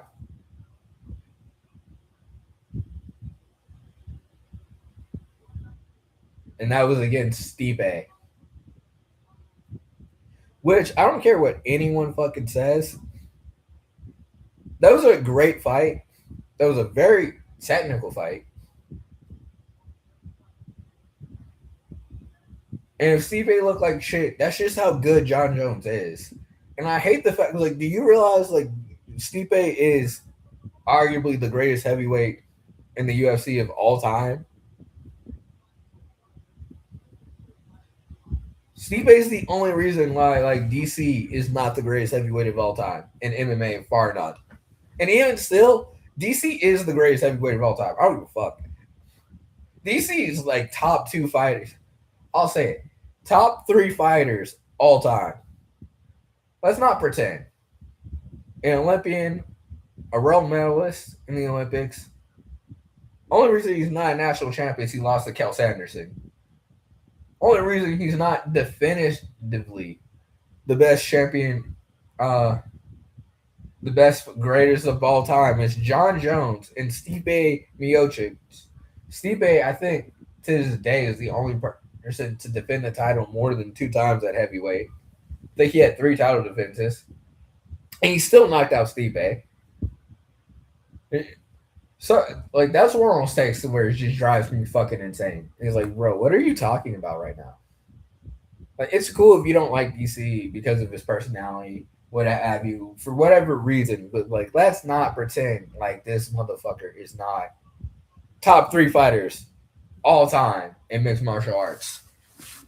Black Fedor, bitch. He beat Josh Barnett for the Strikeforce title. Josh Barnett. If you look at this nigga's resume, it's nothing but goats. He's the only reason Anthony Rumble Johnson didn't win the light heavyweight title. Only reason. Fuck. I like how I'll get on a roll and I'll just immediately forget the name. I love that. What's his name? Sweden. It's killing me. Alexander Gustafsson.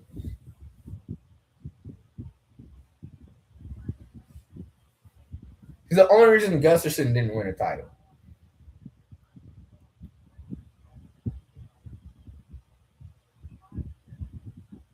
Derek Lewis isn't heavyweight champion at one point. DC was just as much of a foil for a lot of people as anyone. Wins over Dan Henderson. Anderson Silva. Dan Henderson and Anderson Silva? Are we just pretending like those aren't top 10 greatest of all time fighters? And Dan Henderson don't get the love he deserves either. Sincerely, how Dan Henderson's not in the greatest of all time conversation. Randy Couture. I mean, he ain't beat Randy Couture. I'm just saying, like, Randy Couture is kind of faded in the background. Who's here excited for Gina Carano versus Ronda Rousey? I am a little. I might stream that. I actually have to figure out when that is.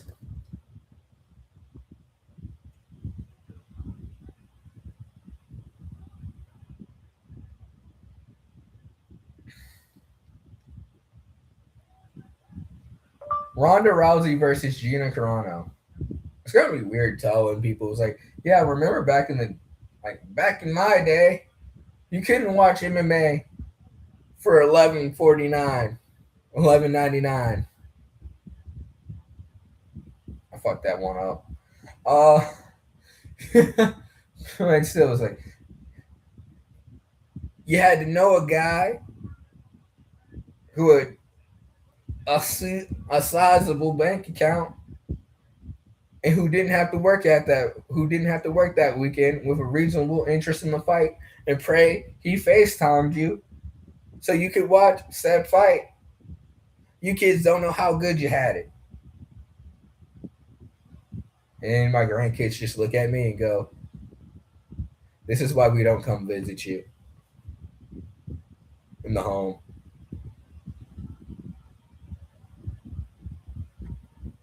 At what point does like you can't say my grandkids anymore? It just starts being imaginary. It's like what age where it's like it's over for you, bro? Oh, dude, he's coming in until when the Saints come, not Saints come marching in.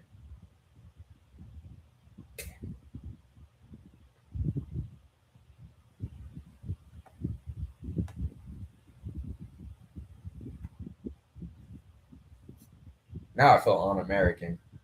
It's May 16th, and it is May 10th. So that is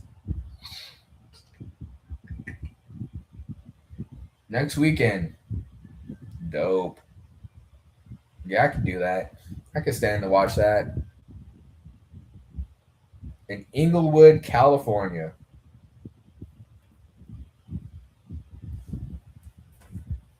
I just like how Ron is pretending like what outside of the fact that you guys are like for sure like the biggest pioneers in women's MMA for the most part.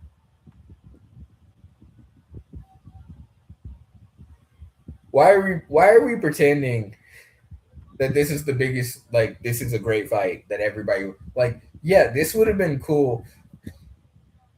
It's like if they made I say it was like TRTs versus Ken Channel. I guess because it's happening. But this is essentially like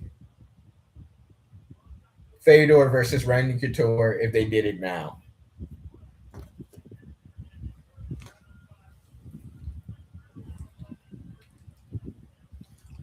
Nah, Tito Ortiz versus Ken Shamrock is pretty accurate. Like one's younger than the other. There's been some time off. There's been a lot of time off. It would have been more respectful to say if Randy Couture and Fedor fought like in 2018. But it's less funny for sure because there's respect for this fight. Because as a fight, I respect it, but only so much. It's kind of a cash grab. Ronda said it so much herself, but it's like why are you doing this? And honestly, if you had just shut the fuck up, Ronda would still be remembered as one of the greatest female fighters of all time, if not the greatest. Even if she quit, like when the road, like if she had just been like, honestly, I've been training forever. All respect to Amanda, had been like cool about it, realistic about it. Didn't make 1,000 excuses why she lost. Could just mentally just, I lost. The woman was better than me.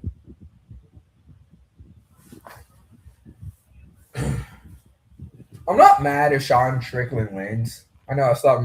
I'm changing the subject, but I'm not mad if Sean Strickland wins. My only problem with Sean is just how much shit he talks, and you never really know what Sean. Like last performance was amazing. That was like everything Sean Strickland always promises. But like this whole fight, he's just been so insecure. And say what you want, I want to sign this fucking contract. You saw what he did to Bobby Knuckles? That was Bobby Knuckles. That was Robert Whitaker.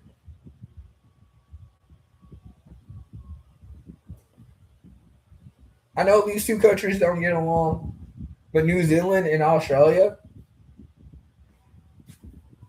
they're also both two dangerous like wild ass fighters who are really hard to deal with.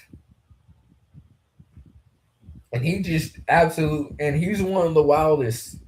And he absolutely dismantled Robert Whitaker.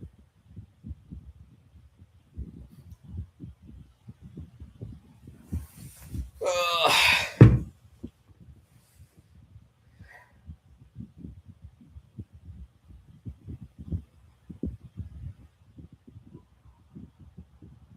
Was it always Raps or Miss? But I always just thought it was like a white, like just a solid white handle on its own.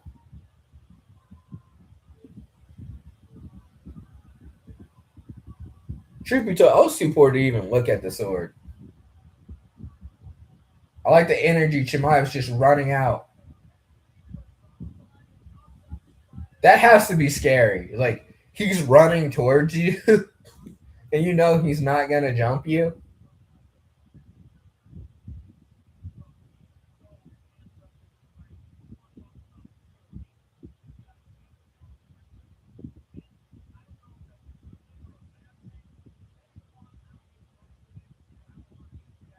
Oh, I'm so excited.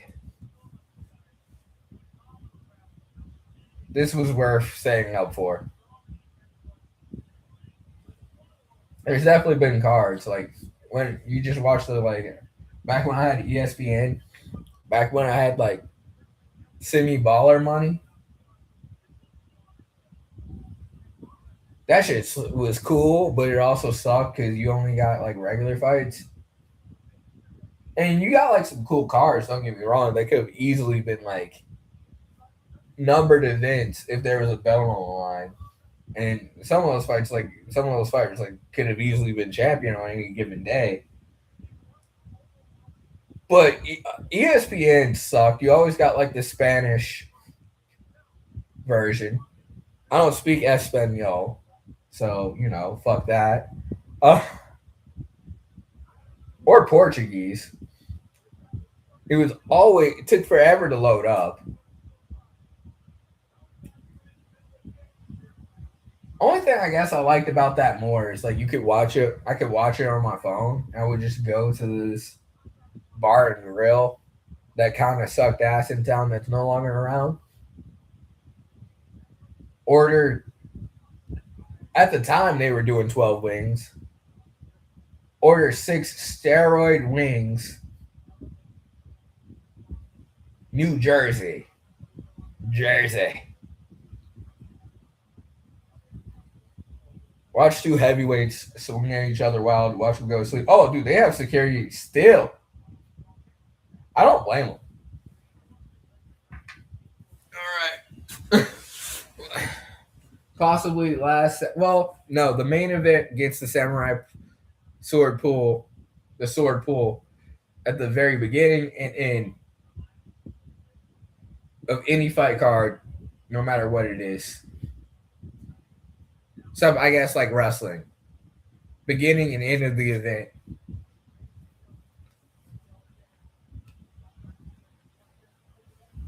Sean Strickland's 35, 32, 6 height, 6'1", 6'2", 185, 185, 75, 76, 37, 15 and 0. Devastating 15 and 0 too.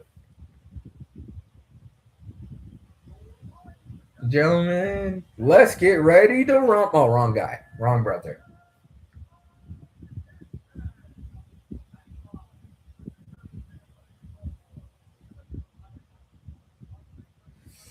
Oh,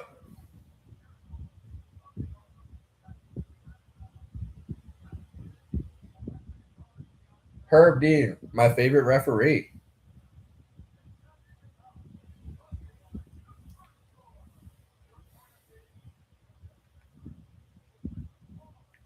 Oh, I guess that's just a guy working for the UFC. Shout out to him and his nice ass outfit. If I was a different type of nigga, New Jersey dress, New Jersey's finest. Don't come to Newark, you'll get robbed. Uh, dude, Tony Soprano's from Newark, New Jersey. You don't want that fucking smoke. You don't want the problems. I guess when he says it's time.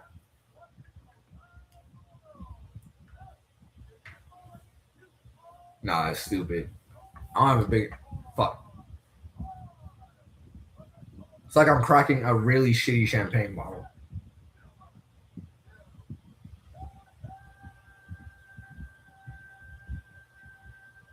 I'll say it. Sword stays unsheathed till the end of the fight for main events. That's the rule. And luckily, it's so dull, ain't nobody getting cut.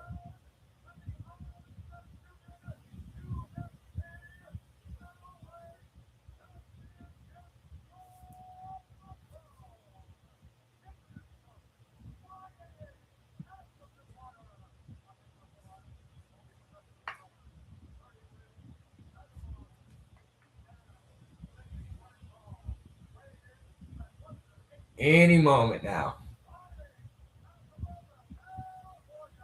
Yeah. Dude, he fights out of California. I weirdly did not expect that.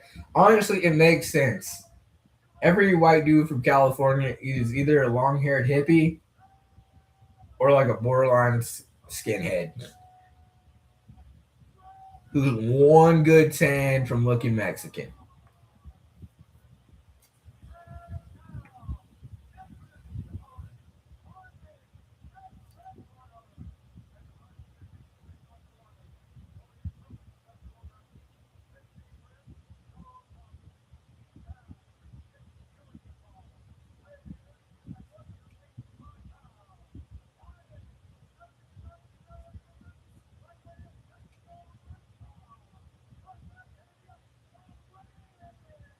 Defending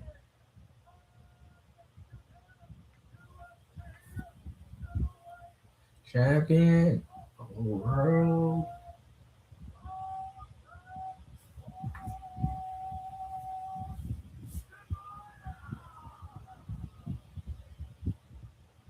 Watch his Kill Bill once. This is a Hanzo Hattori's.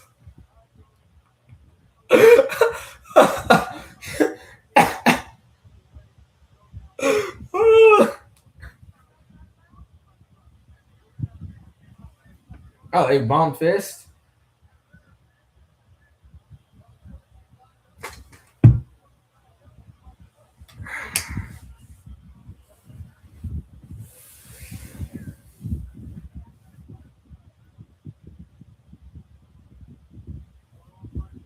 I'm so ready. Oh, dude. I don't know how this is going to go. I'm so excited. Oh, I've been waiting for this fight all year. The second this guy announced, like, nice show of respect, leg kick by Chimaev, Sean in his usual 1910s boxing style. I will say, I love. Oh, immediate takedown. Shakes the camera. Immediately gets Sean down. Not surprised. I think he worked with Sativov.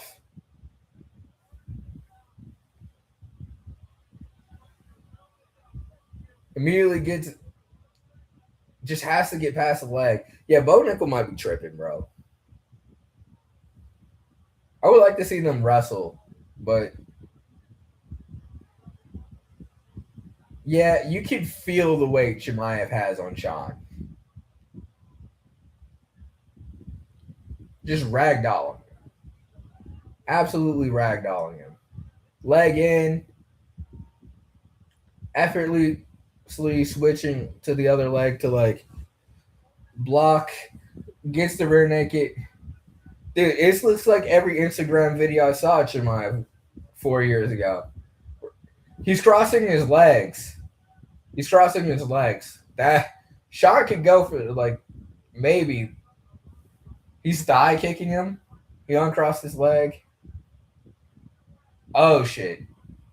That's where it gets dangerous when you start reaching for your neck. That's where it gets wild.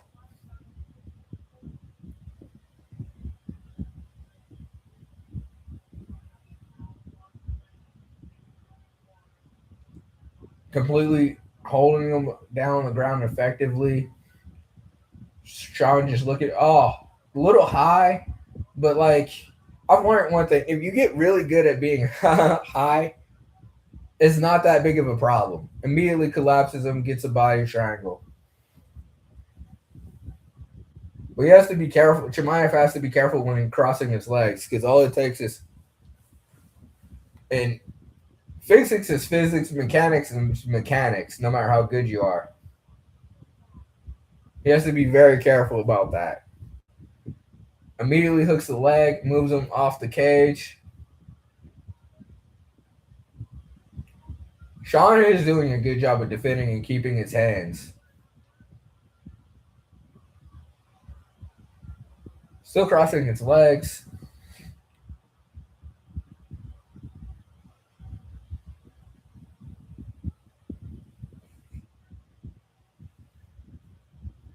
Little tight nug hugger here on his back. Just flowing perfectly. Thank you for the 6 I appreciate you, my guy. Sword wave, kids. It's already unsheathed. I would unsheath it for you, but sheathed. I got a thing here in the main event. I appreciate you, my nigga. Uh, woo, Sean Force.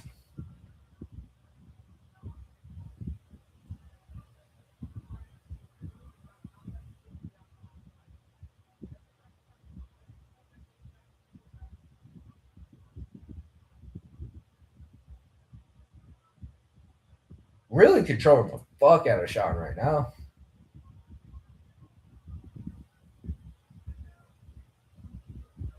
Looking to take Mount, has the arm track. Almost looks like Sean's tapping. I mean, he's not. Almost looks like Chimaev was trying to set up a triangle there, but it was way too high for Mount.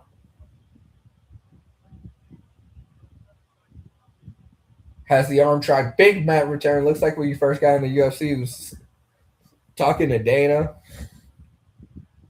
Has his back.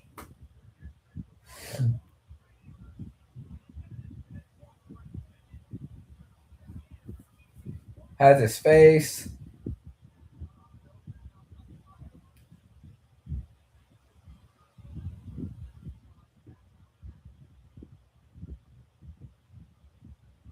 Sean punching. Chimaev's back is up against the cage, but has Sean's back.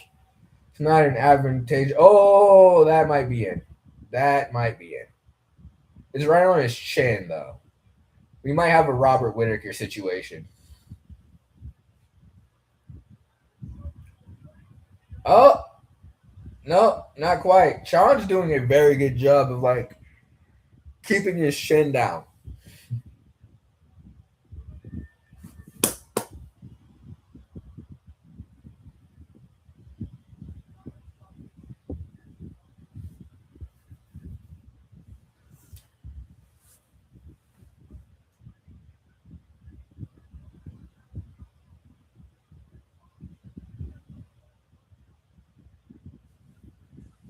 Oh.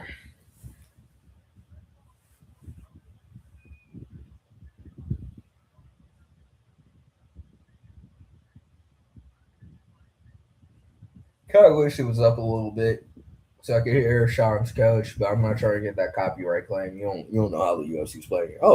This has been going for 3 hours and 38 minutes, which is the right amount of time you want to stream for one of these. Doing a whole prelim to main card fucking sucks. Hey, guess what, nigga? No, fuck no.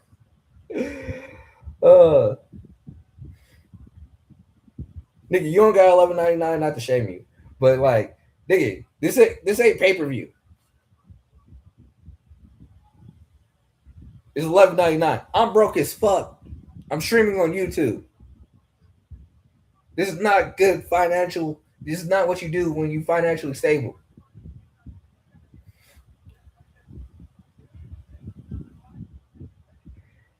Nigga, if I show it, I'm finna be broke. This is my way out. I'm rapping right now, nigga.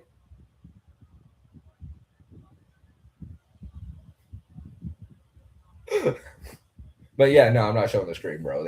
That's a copyright strike. And listen, we can't afford that. I appreciate you, my nigga. Best of luck to you in your financial situation. I've been there. Honestly, I don't know how long I'm gonna be able to keep this Paramount. Be honest with you, I should have been got rid of this shit.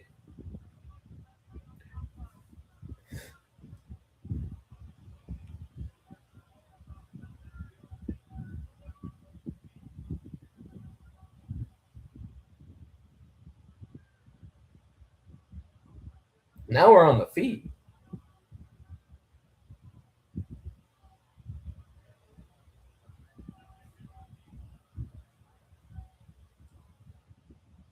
Chimaev's being the bigger striker. He's actually kind of out voluming Sean with the signal, with the jab punches. But Sean's coming back. Ooh, Chimaev has to be careful here. It's interesting because we've never we haven't really seen. Oh, Sean stops a double leg and puts Shemaev on his back. I haven't seen this before.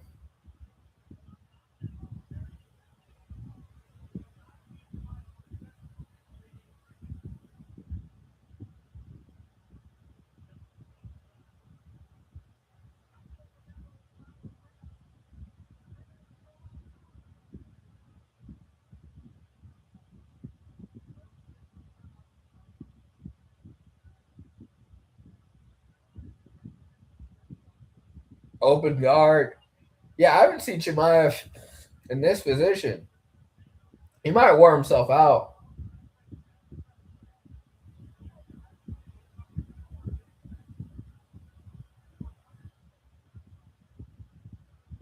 But Shemaev still has like is getting his legs out.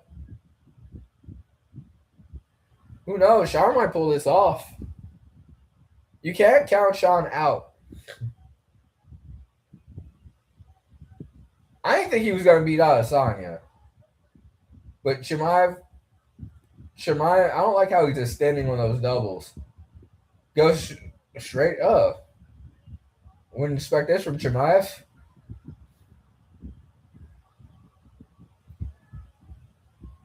Shemaev kind of like dove to his back. I wouldn't be surprised if Sean won this.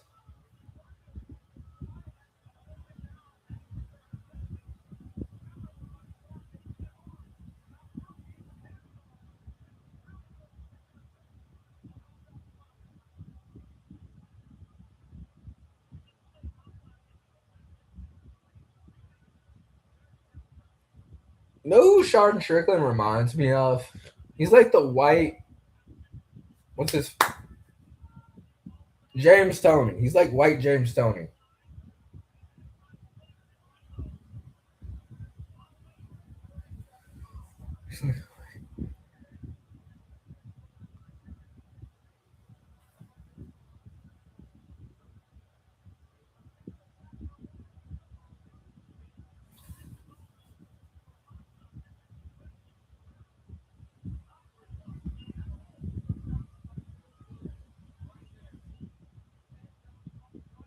Dude, I forgot. Hamzat does not.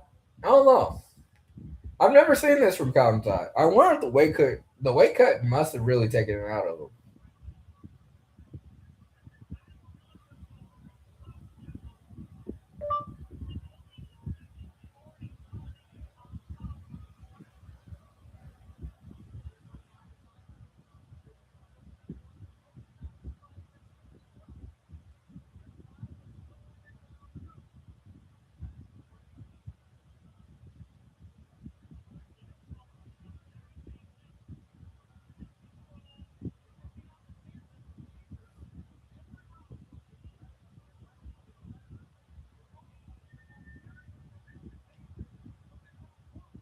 Oh, interesting. Be right back. I ain't going nowhere. Oh.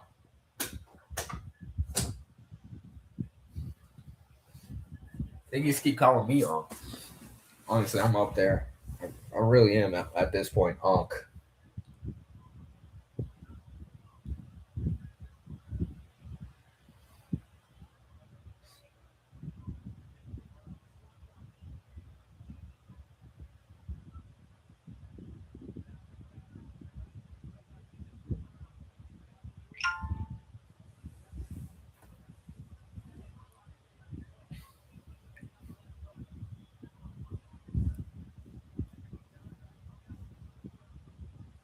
Oh, it has to. Honestly, the thing about Sean is he just spars so much. And that's why it reminds me of James Toney. It's like where he probably just spars and trains so much. And when you constantly get used to doing something,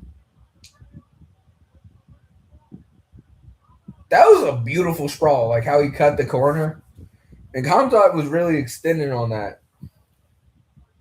Like he's really oh, good job. Oh, that was a big shot by Hamzat. So first round, all Hamzat. It's kind of like Van versus Tora. Tor. Fuck.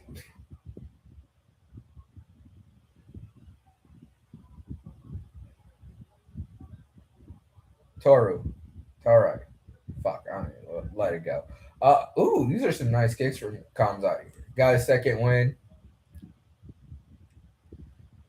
Nothing's harder like when you get real tired and you're just trying to make it to that next round.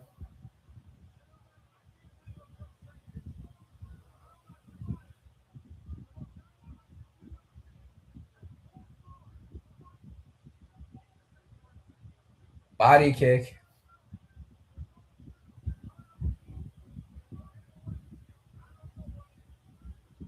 Win or lose, Sean Strickland's a bad motherfucker. USA. USA. I'm still rooting for Chimaev. Honestly, I don't really have a dog in the fight. I do got Chimaev on paper, but like no. Ain't no skin off my teeth and Sean win USA, bitch. Win, nigga. I I ain't go to DraftKings tonight, so shit.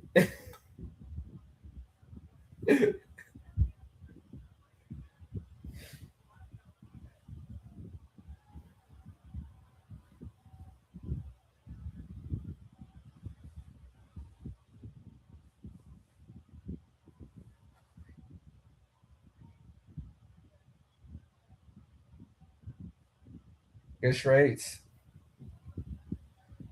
Honestly, Chimaev got some decent striking.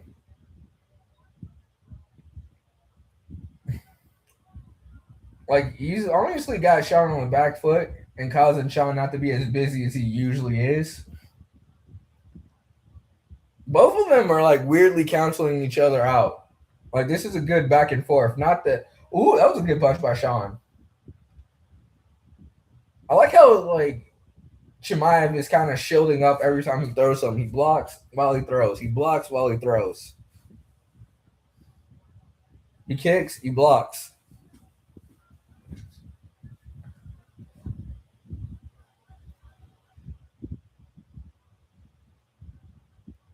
But Sean, he's pushing Sean back though. But Sean is still like, what is it? Oh,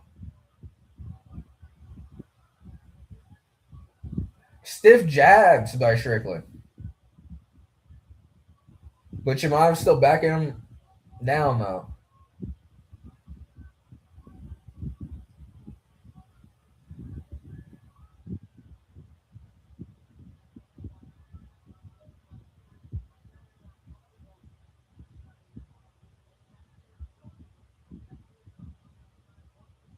I like how Sean fights like he's in a prison riot.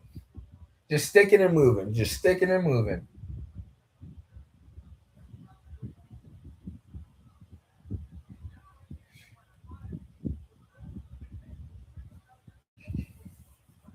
I didn't like how Strickland Chimaev moved his head, but he's talking a little bit. Body kick. Sean's bleeding. Yeah, I'm sorry, Mike. I'm just really watching this right now. Sean has such a beautiful jab. Just throws it out there, pulls it back like a whip.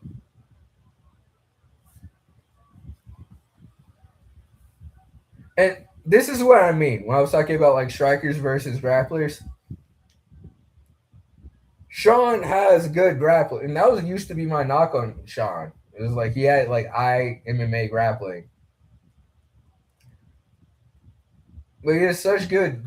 Oh, that was a big shot by Chimaev. I'm not sure if that hurt him. It looked like an arm punch. It just kind of like wobbled Sean. Sean threw a teep, but like Sean can get back to his feet. Sean can do things to survive long enough to deliver good shots, to deliver his good jab. He knows how to stay on his feet. And if you could stop a takedown, that is so. If you could stop someone at what they're good at, that is so mentally devastating for most people, especially in a high pressure scenario like this.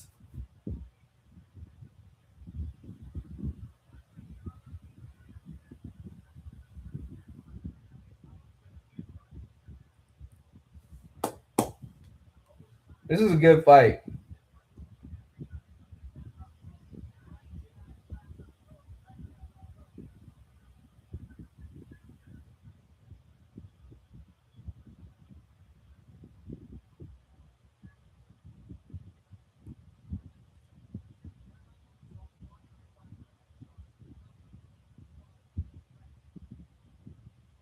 Sean's steadying his breathing.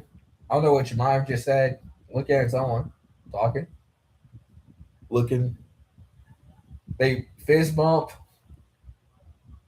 It's hard to imagine that these two aren't friends.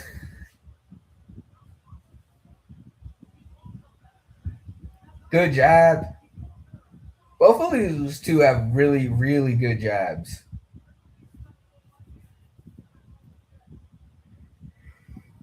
Jemima's really good at pressuring in. He like if this is Army to the 40th day, Jemima definitely has more aggro. But I will say Sean has been a little bit more busier in volume.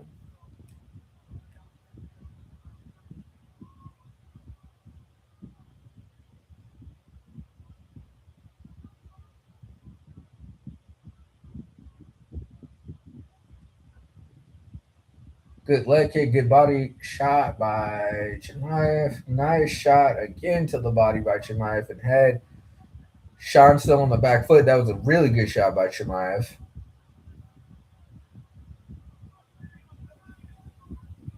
Inside leg kick, kind of not knowing it with Chimaev. But he still has Sean on the back foot, but Sean's still throwing. Chimaev getting a little bit busier. Right now, I have Chimaev up on the scorecards. That was a good double up, but it was from the straight, from the backhand.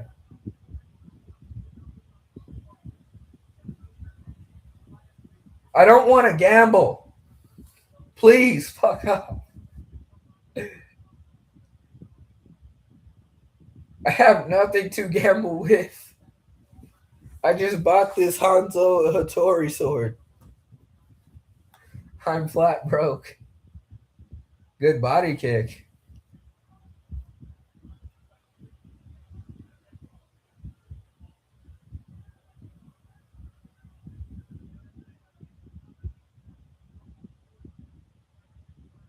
Sean standing his ground now. Chimaev still moving forward. Switches stances. Chimaev hit. I think he hit Sean. Ooh, he's landing this backhand hook. Pretty nice. Guess overhead. Block, block. Good. Land to the body. Right now, I got Sean. Chimaev still up. Sean's landed two good jabs. Two powerful jabs. Another jab by Sean. Jab. Straight. Blocks.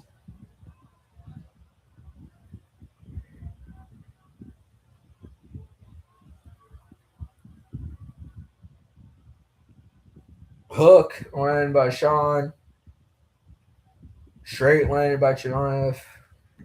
Think he missed the one to the body. Good leg kick by Chimaev. Another leg kick by Chimaev. Teep. Nice head move by Chimaev. Granted, Sean just hit him twice though. Hook landed by Sean.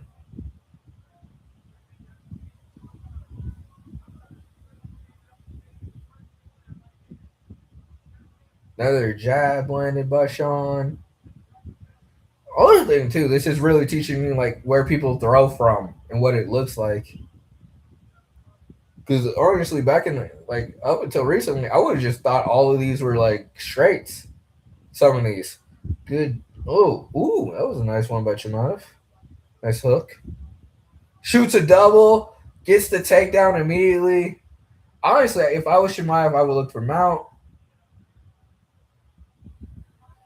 This is a man who held down Kamaru Usman for 3 straight rounds. Granted, he gassed in the last one. I think, honestly, Usman won that fight. But I think that was the first fight breakdown I ever did, actually. And I had Usman winning. I'm not sure who I had winning. Chimaev has his back. I think that was the first breakdown I ever did. Usman versus Chimaev, huh? Like one of the first real YouTube videos I ever did. That wasn't just like me uploading something just to see how it goes. They're dapping each other up. These two gotta be friends in real life. They probably just selling shit.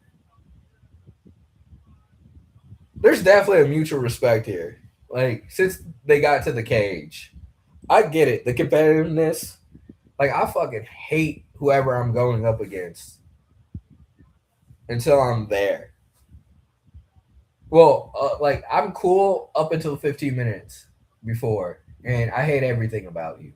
I don't like your family. I don't like you. I don't like how you look. I don't like your weight. I don't like your eye color. I don't like your eyelashes. I don't like a single thing about you. Once we hit the 15-minute mark, once we're about to compete against each other, up until then, we can be cool. We can be friendly. We can be cordial. We can be nice. I wish you good luck. I don't mean it. I'm lying like a motherfucker. But it's just honestly, I'm happy to see the respect in the cage, as well as the presser was, because I was genuinely like,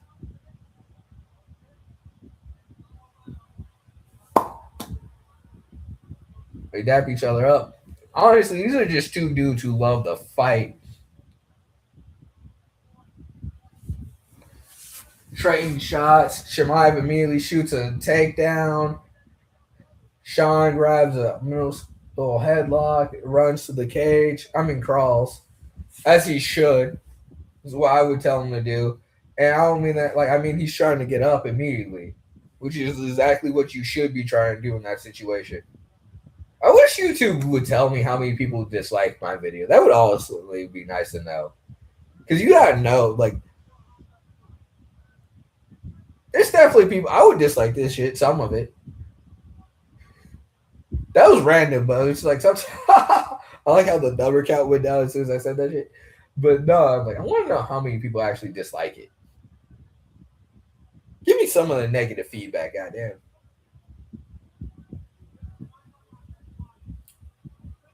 Chimaev needed Sean in the ass.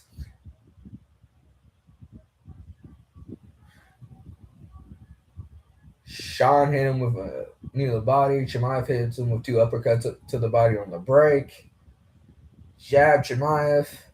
Definitely in this 5th round is Chimaev's. Sean needs a knockout here.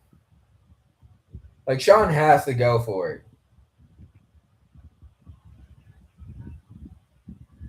Chimaev is still walking Sean down.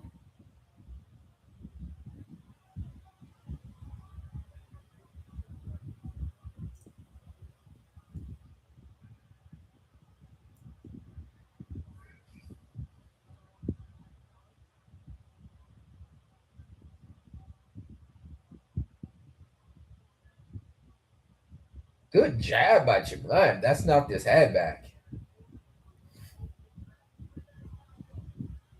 Honestly, Chimaev's striking has been really impressive this fight. Sean's grappling has really impressed me. I'll never talk shit about his grappling again.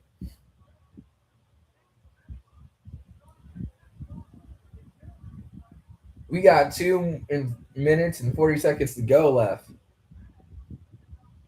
Well, amazing fight.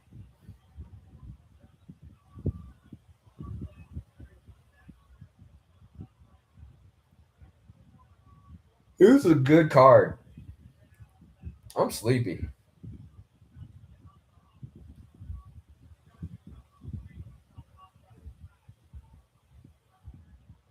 They're just walking each other down.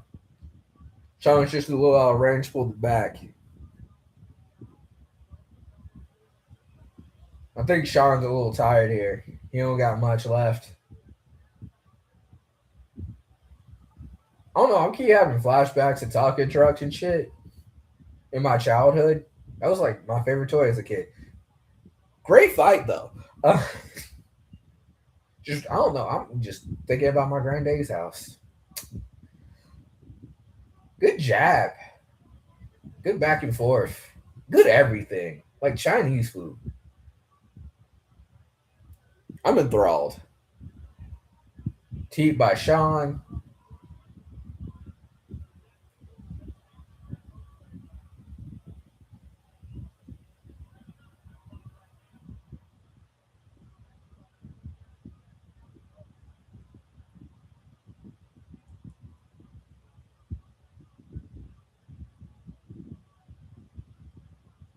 I don't know what he just said. We have a minute left to go. And I would honestly I give Sean the second for sure. That was a 10-8 for Sean. Honestly thought he might finish it at one point. Chimaev has this body lock, just cutting down the clock.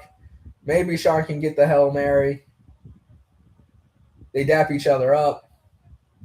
If I was Sean, I was like, fuck you. I ain't dapping shit. We got 30 seconds left, bro. Ooh, that was a big overhand. Doesn't hurt Sean, though.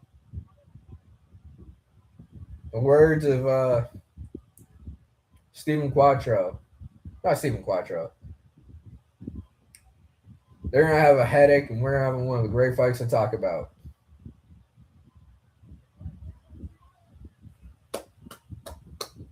It might be Stephen Quattro. They hug. For sure, you're not getting that belt. I'll be honest, it's a robbery. Sean won it. As of right now, from what I just saw, robbery. I think Sean had a great second round. I think he was right there with him, but Chimaev controlled the octagon.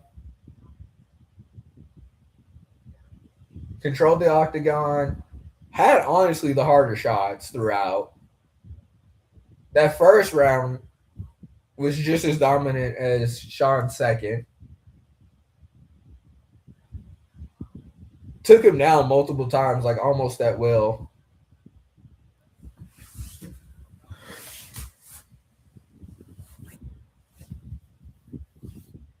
No, Sean's not winning that. Yeah, I'm gonna be honest. It's a robbery. I would wholeheartedly say it's a rob. It wouldn't be the most egregious robbery, but it would be like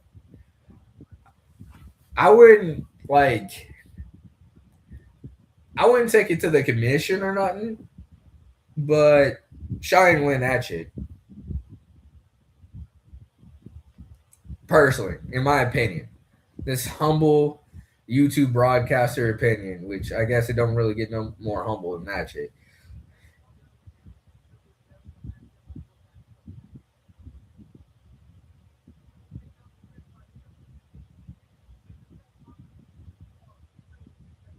I'm gonna turn this up just slightly.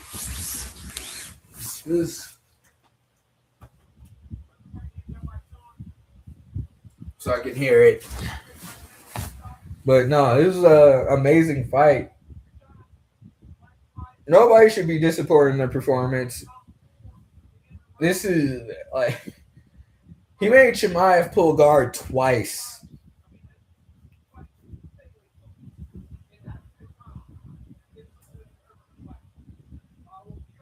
Advancing 43%, 9 out of 13 takedowns landed, 0 out of 1. Oh, he shot 13 takedowns. Ground control, 6 for Chimaev, 3 for bro. Oh, significant strike. Sean landed 133. Shows what the fuck I know. Chimaev landed 98. That's really the only thing Sean has is significant strikes. But Chimaev honestly landed the harder shots overall. If we're going pride rules. They dap each other up. Sean looks like American Michael Bisping.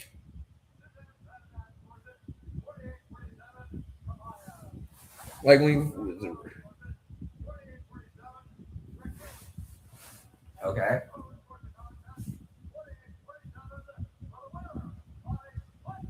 By split decision.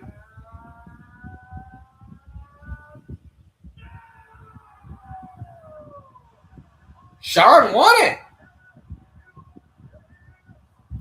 USA, USA, USA.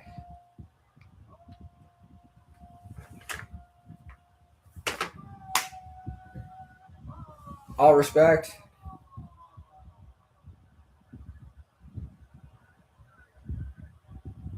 They embrace. I love it. Chimaev puts the belt on him like a man. All respect.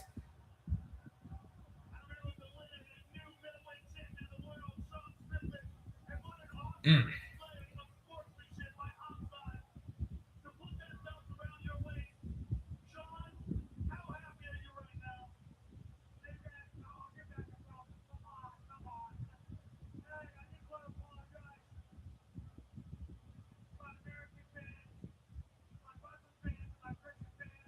I love Sean Strickland.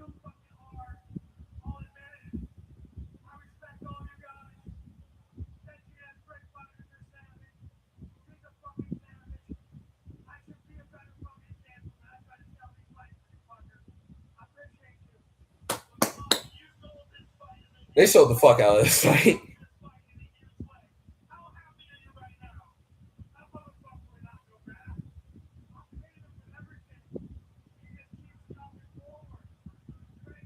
Chimaev looks disappointed, but you know what? Cam, honestly, dude, I thought he won the fight personally.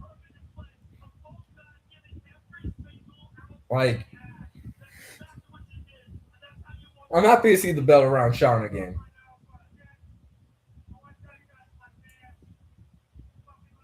Say whatever you want about Sean Strickland, he'll fight fucking anybody.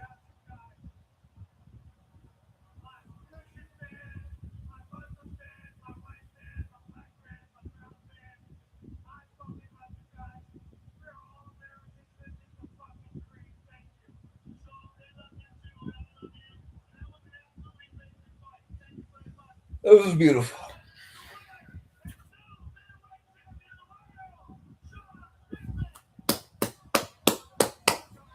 I appreciate all of you. Thank you. Good night. Have a blessed night. Eat something. Credible Night Fights. Thank you. Good night.